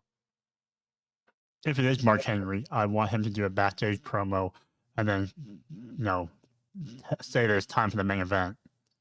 So we And then rip off his suit. Then walk to the ring. Yeah. Man. Oh, Scott George with, oh God, please no. Oh God, Scott George says, oh God, I got it. He's getting Ryback. Feed him more. I get a kick out of any time I go and read some of the, every day I'll check on some of the sites, their rumor section. I get a kick out of, there's one of them where they'll, every so often when there's something that Ryback will say that is just batshit insane, I enjoy reading them so much. There were a couple weeks ago where it was Ryback says that he's been getting calls from Vince in Connecticut and he's just not returning the calls. Okay, Ryback. Okay. I think there was another one once where he was Ryback recently talked about shitting his pants during a wrestling match on his podcast. What is Ryback doing? But trying to stay relevant. I don't need to see Ryback ever again. Ever again. Oh, maybe it's Tyrus. Dear God, don't put that in the universe. Oh God, no. He's certainly bigger. Ugh, he is, but he's fucking terrible. Well, anyway, this is something we have to look forward to. So we'll see. Anyway, let's move on. Let's go to our next match of the night. It is our Ring of Honor World 6-Man Tag Team Championship match. Brother Zay and the Hardys versus the Hung Buck. That is Hangman Adam Page and the Jackson brothers. Cutting to the end of this match, the Hung Bucks do win by pinfall with the BTE trigger on Brother Zay to retain their championship. However, post-match, Prince Nana appears on the big screen, and he's at Adam Page's house. And he opens the front door for Strickland, or for Swerve. And Hangman is freaking out, runs to the back, as Swerve is talking about how his family owes him something for taking his opportunity away. And he looks at some of the art on the fridge that little Hangman Adam Page did. He tears it up because he says this is trash. He picks up one of the kids' books that make noises and looks at it briefly. Then he says he hears something. He says, let's go, give me the camera. And he goes deeper into the house. Nana is objecting, but Swerve says, shut up. And he brings the camera into a room, puts it down, and we see a crib and a changing table. And we're left to believe now that Adam Page's baby is in that crib. And he's talking to the baby now, Swerve is, to say that Page took something from him, so now he owes him a debt. And since Hangman's not here, is Hangman Jr. going to pay that debt? Well, he's going to, but not today. Today, Swerve is going to leave a gift for him. That's a t-shirt. One of Prince Nana's t-shirts, which I might add is fantastic. And he says he's leaving it as a promise that he will collect on his debt. And we go to break. So, Joe, what do you think about the match? And what did you think about this post-match with Swerve? Because we knew we were going to have Swerve address Adam Page, but clearly this is different. Yeah, so the match itself, I enjoyed. Would have been better if it was on ROH programming, but it was fun to watch the Hardys and Zay work more heel, where they're taking some little shortcuts here and there, whether it's pulling hair or doing a little cheap shot when someone runs by the ropes. I thought that was kind of a different out of character that we haven't seen yet from them. There's some really good combo offense with the one sequence that I think back to is when Heyman has Brother Zay up with like the Deadeye, and it ends up being reversed into into the silly string. Oh, I thought yeah. that was really fun. Yeah. So yeah, the outcome was never in question, but the match was fun. The post match with Swerve breaking and entering. Have a lot of questions about baby monitors and why no one was around the house. Yeah. I would have liked to maybe like heard like Heyman's wife like voice in the distance be like yell like, "Hey, who are you? Or what are you doing here?" Just like not on camera, but like off camera, just to give some credence to like there's someone in the house. And but yeah, it's very very dark. I mean, we've seen these angles before where people invade someone else's home, but I like the point of view camera shooting. It wasn't like there's a cameraman taking a video of us. It was us recording ourselves on a phone. Right. So I think that added to the uneasiness of what they're trying to do. Yeah, it's always weird. You're taking a risk, I think, anytime sort of inserting a kid, let alone a baby, into something like this, right? Because you're like, oh man, you can only push this envelope so far and come back from it. You know what I mean? Like, people don't forget that shit. Yeah, I'm glad they didn't like actually have a baby or a toddler on TV. I'm glad they didn't do that. But Right. Or that he actually did something to the kid. Mhm. You know what I mean? Like, because we saw what he did to Nick Wayne. Right. What if he did the same thing to Hangman's baby? Oh boy. You gave him a Nana shirt. I mean, if anything, that's pretty nice. I mean, excuse me, that is like a $35 gift. Mm-hmm. So it would have been better if you would have gave him like a Mark Order podcast shirt.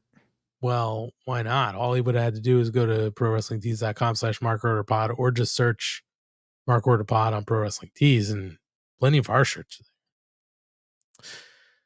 Anywho, they go to break after that. When we come back, we're once again with the stunning Renee Paquette in back, and she's interviewing Adam Copeland about Christian Cage's segment earlier tonight.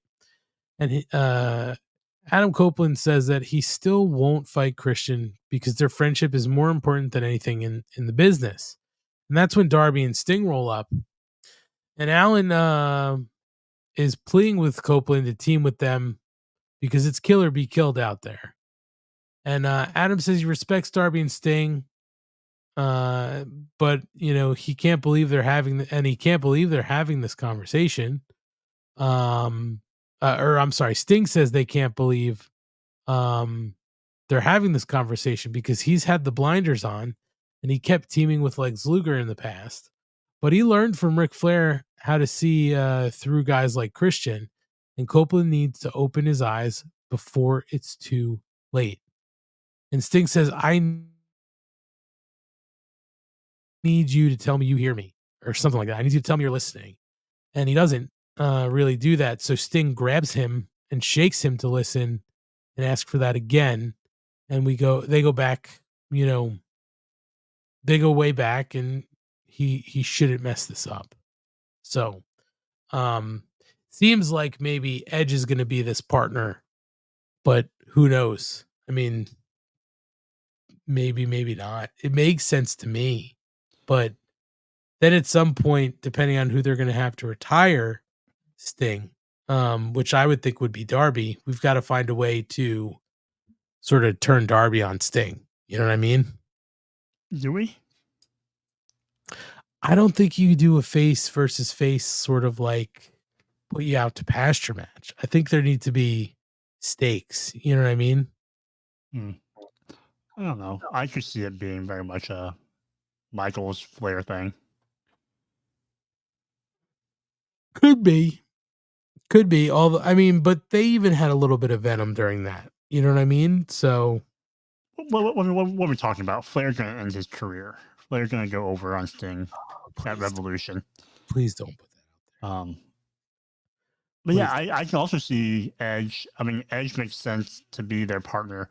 And I can also see Edge, like, maybe he does a quick turn. After, he's been here a couple months, now he turns and joins Christian. Good. So that's what he wants so badly, that he'll do whatever it takes to be able to partner with him. Yeah, I wouldn't put that out of the realm of possibility. That makes sense.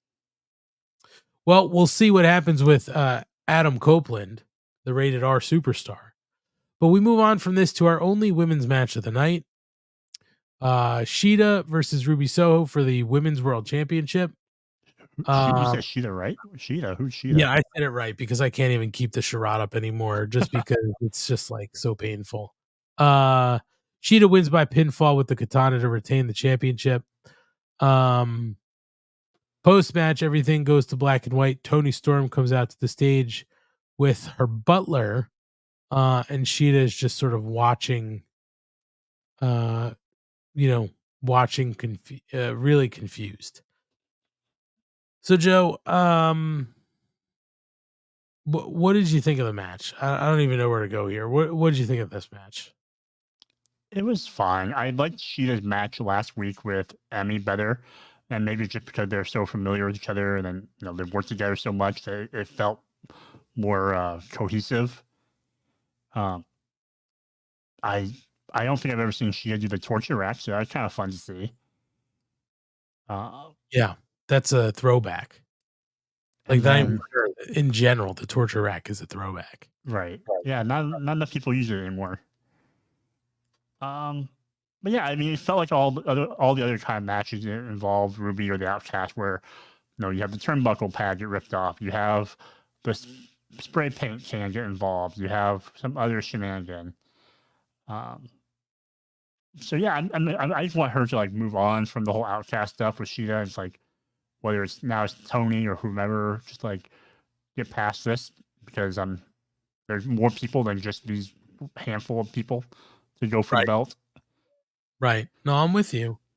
And again, it just sort of like pushes Ruby back, you know what I mean, to where she was, like not winning titles or doing anything sort of not winning anything of value. Yeah. And I still have issues with why she still uses the Outcast theme music, but I hear you. No, it is weird. You would think, because Saraya has her own when she comes out, when she wrestles singles. Yes, you are right. So you are right. Well, I don't know. There were moments where it's like, oh, like clearly we're pulling here. You know what I mean? And like the camera angles didn't help them. Sure. So I think if they're gonna, they have to be better with the camera work so that you're not finding all those sort of, slip punches and kicks and stuff like that. But I guess it was fine. So, Toni Storm came out afterwards. So I guess right now it's going to be Toni Storm and Shida. But that all is obviously dependent on her hanging on to the title. So we'll see. Man, we go backstage one more time with the elegant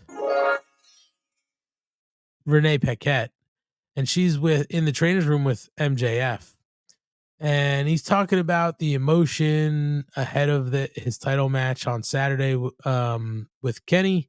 But then Samoa Joe rolls up and he says that, Max has a severe lack of friendship, and he sees that, and he has an offer. He'll be his friend. Samoa Joe will be Max's friend. MJF does accept, but then Joe sort of demands that he gets his rematch and says that he doesn't need to answer right now. We go to break. So, Joe, this is where I sort of was holding my thoughts because, excuse me. Earlier in the night, we see Kenny come out, right? Kenny wants his match, but maybe there's more here, right? Wardlow has his vignette and he's calling out Max. Now Samoa Joe comes to call out Max. That's 3 people.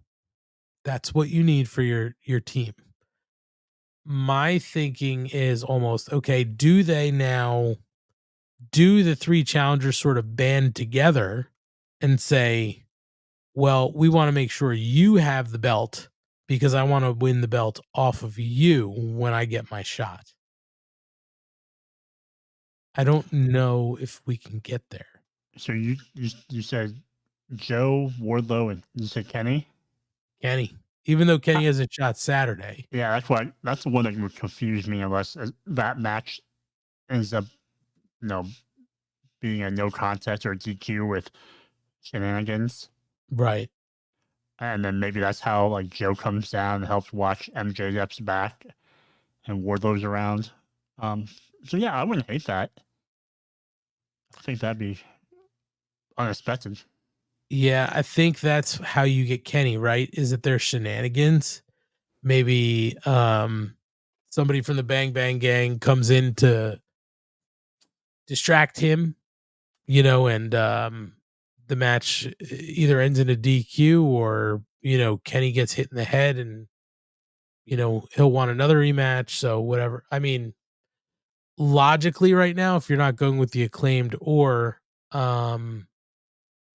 the Kingdom and Roddy, I think that's the only other way you go. Unless what are you just going to do? Have him go around and ask people, do you want to team with me? Because most people would say no, you think. You know what I mean? Mm-hmm. So we'll see, Joe. We will see. And now we are into our main event for the evening. Okada and Orange Cassidy versus the American Dragon, Bryan Danielson, and Claudio Castagnoli. Cutting to the end of this, we do see Claudio Castagnoli and Danielson win from the Swiss Death uppercut from Claudio on Orange Cassidy. Prior to the end of the match, Danielson gets an orange punch and then gets the Rainmaker hit on him. So as this match is winding down, he's sort of laying on the apron holding his face. The doc's checking him out. Post-match, that's what's going on. Claudio is sort of confronting Okada, Rocky Romero, and Trent Beretta, and even Hook. But it just was sort of weird, Joe. I don't know where to go sort of from here because it just kind of ends with everybody standing around. Like nothing happened. So I just don't know what this is supposed to sort of like be advancing, if anything, because they're literally nothing happened. Everybody was standing around. No war, no nothing. So, I don't know. What did you think about the match? Oh, the other beef I had with the match, Joe, was the fact that there were certain points, again, camera work, where you could see Okada pulling punches, pulling kicks. Claudio too even was pulling a little bit because usually he lays it in really thick. But yeah, what did you think about all this, Joe? Did you find it? I mean, you can get there eventually, but I'm interested in knowing if you thought the end was sort of weird. It was very much just a melee of, I'm sure there's a reason why all these people are in the ring and it'll offshoot to things, but like, I wasn't initially sure like why Hook was in there. When I looked up and like, oh, Hook's in there. Yeah, he hangs out with the best friends in Orange Cassidy. I guess, yeah. Now, I mean, it felt like what we're setting up, like a Rampage match with like best friends and DCC or whoever else. Like it just felt like we were setting up something with that. The match itself was fine. I wasn't overwhelmed by anything. I didn't realize it was the first time that OC and Danielson have touched. Yeah. To me, that's more almost I'd rather see that a one-on-one with that sometime down the road. And the match itself, like you said, there's a lot of errant shots of pulling punches and kicks, but I feel like the match did pick up a little bit toward the last couple minutes with Claudio and Orange. But yeah, the ending was kind of flat. I don't know. It just was weird. They were sort of just sitting there. And also it was immediate when Claudio pinned Orange Cassidy. They were like, Claudio gets a shot next week at the international title. So I had no idea that was part of this match. I don't think it was. I think they just announced it afterwards. Like, oh, now that he's beat him, he gets a singles match. So it's like, okay. So go ahead. Sorry. I was just thinking, I wonder why Willer wasn't on to then, being a Philly boy. I mean, he was there, but you're right. He wasn't on TV. Weird choice. Well, anyway, Dynamite Joe, I thought it was okay. I didn't think it was terrible. I didn't think it was like super great. Obviously, Ric Flair was a nice surprise, but there's a lot here. I think the biggest thing is what's going on with MJF. He's, he's got to defend the Ring of Honor titles. He doesn't have a partner. You know what I mean? It's just, there's a lot going on with MJF. There is, now there's a lot going on with these groups, and it was just a weird choice to end with everybody just sort of standing around. So, for the most part, I thought it was a fun episode. I didn't think it was one of their greatest, but definitely not one of their worst. Yeah, I felt like it's kind of every now and then I have these little bridge episodes where they're more heavily story focused, where maybe it's not so much in ring action, but like all the backstage segments, all the, having multiple teams get involved with the finishes. I felt like one of those kind of matches, like a transition Dynamite. Right. Well, we'll see what happens next week. But we do have a few things that happened over the last few days that we'll cover, because we covered a few things on the bonus show Saturday.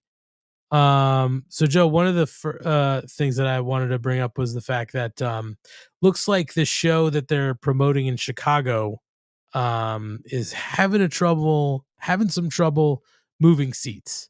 According to WrestleTix, Dynamite for Wintrust Arena in Chicago, which takes place November 22nd. The current setup for seats is 5,224 seats. They have distributed 1,984 seats. There are still 3,240 available. Now that was hours ago, that sort of, I saw this, but I guess, Joe, like, they go back to Chicago so much now, they don't have CM Punk, right? So we don't have that tie into Chicago. I think this is just fatigue, right? Like, they just do Chicago so often. Yeah, I'm guessing it's, like you said, a little bit of all those things. Fatigue. You don't have the star power of Punk to draw in people all the time. It's right before Thanksgiving. It's, you have Survivor Series in town, I think that weekend before or something. There's just, I just don't know if there's a lot to pull people in unless they announced one hell of a card. Right. Well, moving on, Joe, there was actually reports that on the 21st at Collision that Sami Callihan was seen backstage. For those who don't know, Sami Callihan was with Impact Wrestling, and they parted ways after the end of October because his contract was up. Sami Callihan also held the world title from October 2019 through January 2020.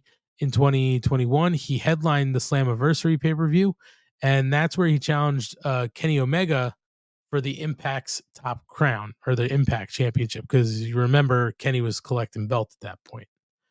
Beyond that, Sami Callihan also had a partnership with Jon Moxley from 2009 to 2011.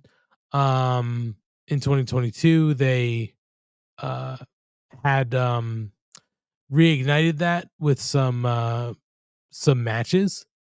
But I guess, Joe, my question to you is, well, one, are you familiar with Sami Callihan? Yeah, he's been everywhere, pretty much every promotion you can think of. He's been a part of every small and large one. Right. So now, other reports earlier in the month said that Mox was actually pushing hard for AEW to sign Sami. We don't know what's going to happen yet. But Joe, I guess my thought to you is, do you think it's a good idea to sign Sami Callihan? It almost seems like they're already flush with so much talent. So one, it's like, do they even have the space? And two, like, does Sami Callihan do anything for you? Because like, I can take him or leave him, to be honest. Like, you know, I almost feel like Sammy's better off floating around and being like, and drawing and being kind of a free agent and being able to kind of work a lot of different promotions instead of being exclusive to AEW or something. Because I don't think AEW would, like you said, like, I don't think they would put him in a spot that wouldn't get kind of lost in the shuffle. I mean, we have people like Andrade, who sometimes gets lost in the shuffle. We have people like Miro, who sometimes we don't understand what they're doing with him. So yeah, if you have a Sami Callihan, like, I don't know what you do with him right away. Right. And I know, like, Impact would always seem to make sense for him because he was there for so long. I know he has a little history in the WWE. But does he do anything for you? Like, would it excite you if Sami Callihan showed up in AEW? Probably not. And also, at this stage of his career, probably not. I was gonna say, even a step further, do you think most fans would know Sami Callihan enough to be like, oh, this is exciting? No, I mean, the casual and most fans and the casual fan probably wouldn't. I mean, yeah, I don't know. I've seen Sami Callihan wrestle a bunch. He doesn't really do anything for me. Mm-hmm. So I'm like, you don't need to sign him. You know what I mean? Like, you can just, like, I don't want to say it's apples to apples, but like, and for a lack of a better comparison in my head, like, you have a name like when they brought Nick Gage in, right? Who was very well known in independent circuits and GCW and other places, but like, he wasn't a large mainstream person. Where they brought him in, and a select few people, a select segment of fans knew who he was. But right. Well, we'll see what happens with Sami. Speaking of impending free agency or free agents, Will Ospreay sort of did a couple interviews, and he pretty much said he's open to signing anywhere with anyone. So it seems like now WWE and Impact / TNA, because they're going back to TNA. Don't know if you saw that, Joe. Those are now sort of on his list as possibilities. Personally, I would love to see Will Ospreay in AEW. I think there's a lot of, opportunities there for him to wrestle, and have good matches. It'll come down to if he wants a big contract, or if he wants fluidity in his career to like wrestle in New Japan, wrestle down in Mexico, wrestle in AEW, or take a big exclusive money deal. And maybe he wants a lot. Maybe he wants a big contract, and he's been grinding for so long, the last handful of years. Yeah, he did. He has sort of been out there saying, like, I'd like to make sure my family's taken care of. You know what I mean? So, like, it's possible. But he's also said, and I think it was in some of the interviews that sort of pulled this news, was basically like, like, I hate when wrestlers aren't wrestlers, like, and I'm a wrestler, and like, I don't want to forget that. So like it would be interesting then to see if he does go to the WWE, because I mean historically they're not wrestling, right? It's sports entertaining. Now things are sort of maybe changing, right? Because of the new ownership and the people they have in charge. So maybe that's sort of like a moot point, but he's going to be, his contract is up at the end of February. I think I saw that he had signed Barry Bloom to represent him. So he's going to be he is definitely one of the biggest free agents that's coming up in 2024. A lot of people say the same thing for MJF, right? Is like, oh, he's a big thing that's out there, but also, MJF signed. Come on, we all know MJF signed. Yeah, he's got to be locked in. So I will say if Ospreay does decide to maybe he wants to do the WWE thing, hopefully they can give him like a 3-year contract with a possibility of extension. That way, after 3 years he'll be in his mid-30s by then, so he still had plenty of time still left in his career to do whatever else he wants.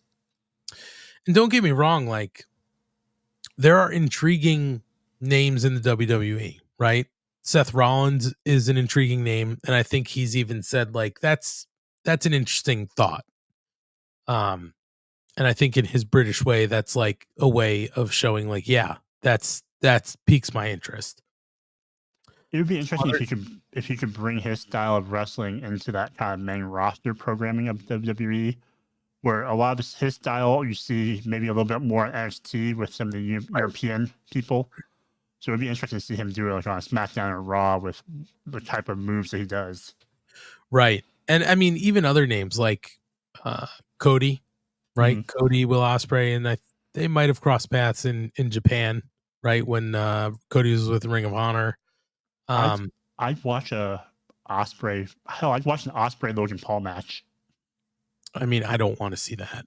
But it would, I'm sure if the WWE fans know who Will Ospreay is, or if they don't and they got to see Will Ospreay, they'd be like, yeah, they'd be sold on it. To me, that doesn't interest me because I really don't like seeing celebrities get into doing the wrestling thing. Well, and from what I hear, go ahead. If they sign Ospreay, like as long as they present him similar to how they have with Jade, then sure. Most fans probably didn't know who Jade was, right? So yeah, I mean, who knows though? But because women's wrestling is a totally different beast, right? There are, less people to give a shit about. Some would say with women's wrestling, right? The pool is a lot smaller of people that you should give a shit about. So it almost, I feel like, doesn't matter anywhere you go, and that's a huge generalization I'm making. So please don't take that as gospel. But like, I feel like it doesn't matter where you are. If you're a woman, a female wrestler, and you're doing anything interesting and look the right way and can back it up with your ability, like I think people know who you are. You know what I mean? Whereas there's so much more men's wrestling or men wrestling out there that sometimes there's so many more names that you could throw a name out there and I'd be like, I don't know if I know who they are. You know what I mean? Yeah. I mean, I guess I would say like, if you're comparing it to when there's flirtations of, maybe Kenny Omega going to WWE, like his cachet probably would have been far greater than Ospreay's, right? Just because of his history and his, national TV experience. So, well, we'll see. It's going to be an interesting stretch down to end of February with Will Ospreay and see if, where he winds up. But I think one thing's for sure, with the matches that he's had over this past year and that he's continuing to have, his price is just continuing to go up, up, up, up. So we'll see. I think it's going to be a bidding war to get him. And Joe, in the final piece of news for the night, and this was something that came out during the show, during Dynamite. They sort of slid it in right at the end of the show that AEW has booked its first pay-per-view in the state of New York. It is going to happen on December 30th from Nassau Coliseum, Nassau Veterans Memorial Coliseum, or the Barn, on Saturday, December 30th. It's called World's End. That will be their 8th pay-per-view of 2023. So clearly, Joe, they've expanded this year, right? Like last year, they might have done 6. Historically, they've always done 4. Then I think last year, maybe they did like 6. This year, they've done a lot more. This will be their 8th. Not even counting Ring of Honor. But there's no card. We're not sure if this is going to be an annual thing. But you know, if you're looking at sort of like, Forbidden Door, All In, even Wrestle Dream, those seem like they're going to be sticking around. This could be one that sticks around. But it's definitely interesting. Tickets do go on sale next Friday, November 3rd at 10 a.m. Eastern. So we'll see what happens. We'll see what the ticket situation looks like. Not sure if we'll be in attendance, but Saturday the 30th in Long Island is not a bad way to get me out there, because I would not want to do it on a weeknight. It's tough. We've done it for Dynamite, and it's just a trek. So we'll see, Joe, but that's really all the extra stuff I got. So I think we can wrap this up in almost record time. Sounds good. So Joe, what do you want to plug? Not much, other than you can find me on social media at _Asian Joe. And then I do have a link in my bio will take you to my cereal review blog. I will probably try to do one this weekend since it is right before Halloween. And I do have a Halloween themed cereal I can try. Ooh. So that'll be fun. Check it out. The blog is good. And it is not a revisionist cereal blog. So that's good. I wouldn't dare. Never. So definitely check out Asian Joe. Also check out the podcast on our socials at Mark Order Pod on all of our social platforms: X, Instagram, Facebook, TikTok. And once you go there, you can hit the link tree. So if you're following us on Twitter and you say, hey, I want to go to their Instagram, you could just go to the link tree and click the button to follow us on Instagram. Click the button to follow us on Facebook. Click the button to follow us on TikTok. Do it all. It helps us out. It only takes you a couple seconds and you never have to look at it again. Let's be serious. Want to thank everybody who watched Long Live tonight. The Jesse Ozogs of the world. Scott George, Gordon Post, 1LT Photo, Sloanamite checked in for a little bit. Yeah. We had a good group of people in the chat tonight, so thank you so much.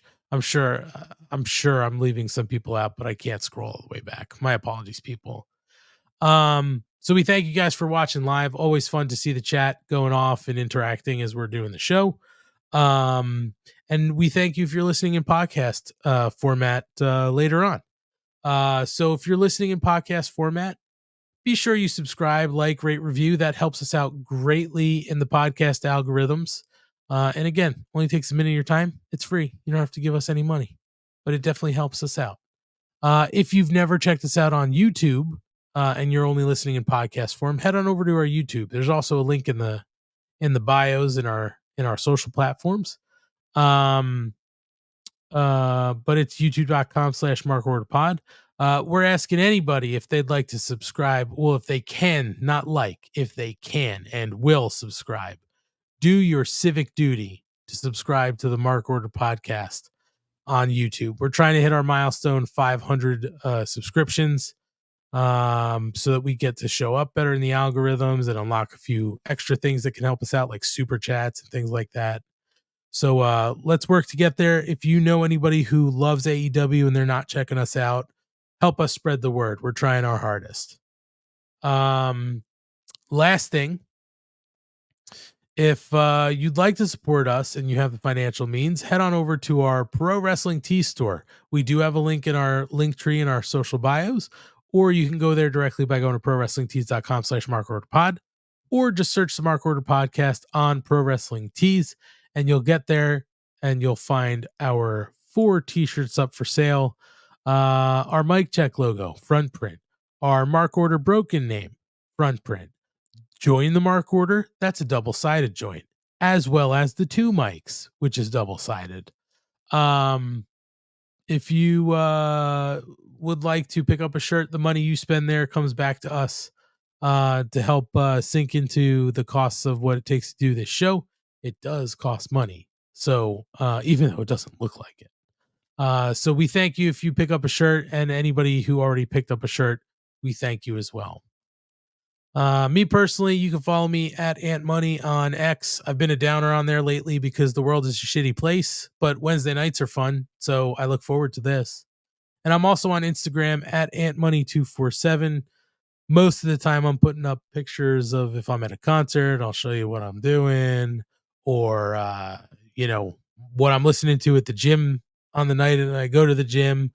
Not a whole lot of stuff, but feel free to give me a follow and interact. And beyond that, Joe, I know you and I will be back next week. We'll see if the other 2 slackers are back next week. But it's been a lot of fun. Got their pay. That's right. That's right. All right, Joe, no homework next week, but you get a pass. You showed up tonight. You showed up Saturday. You're back in my good graces.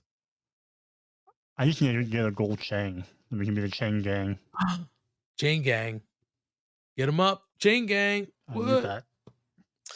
All right, Joe. I will see you next week, and we will see all of you next week as well. Same time, same place, right here on the Mark Order Podcast.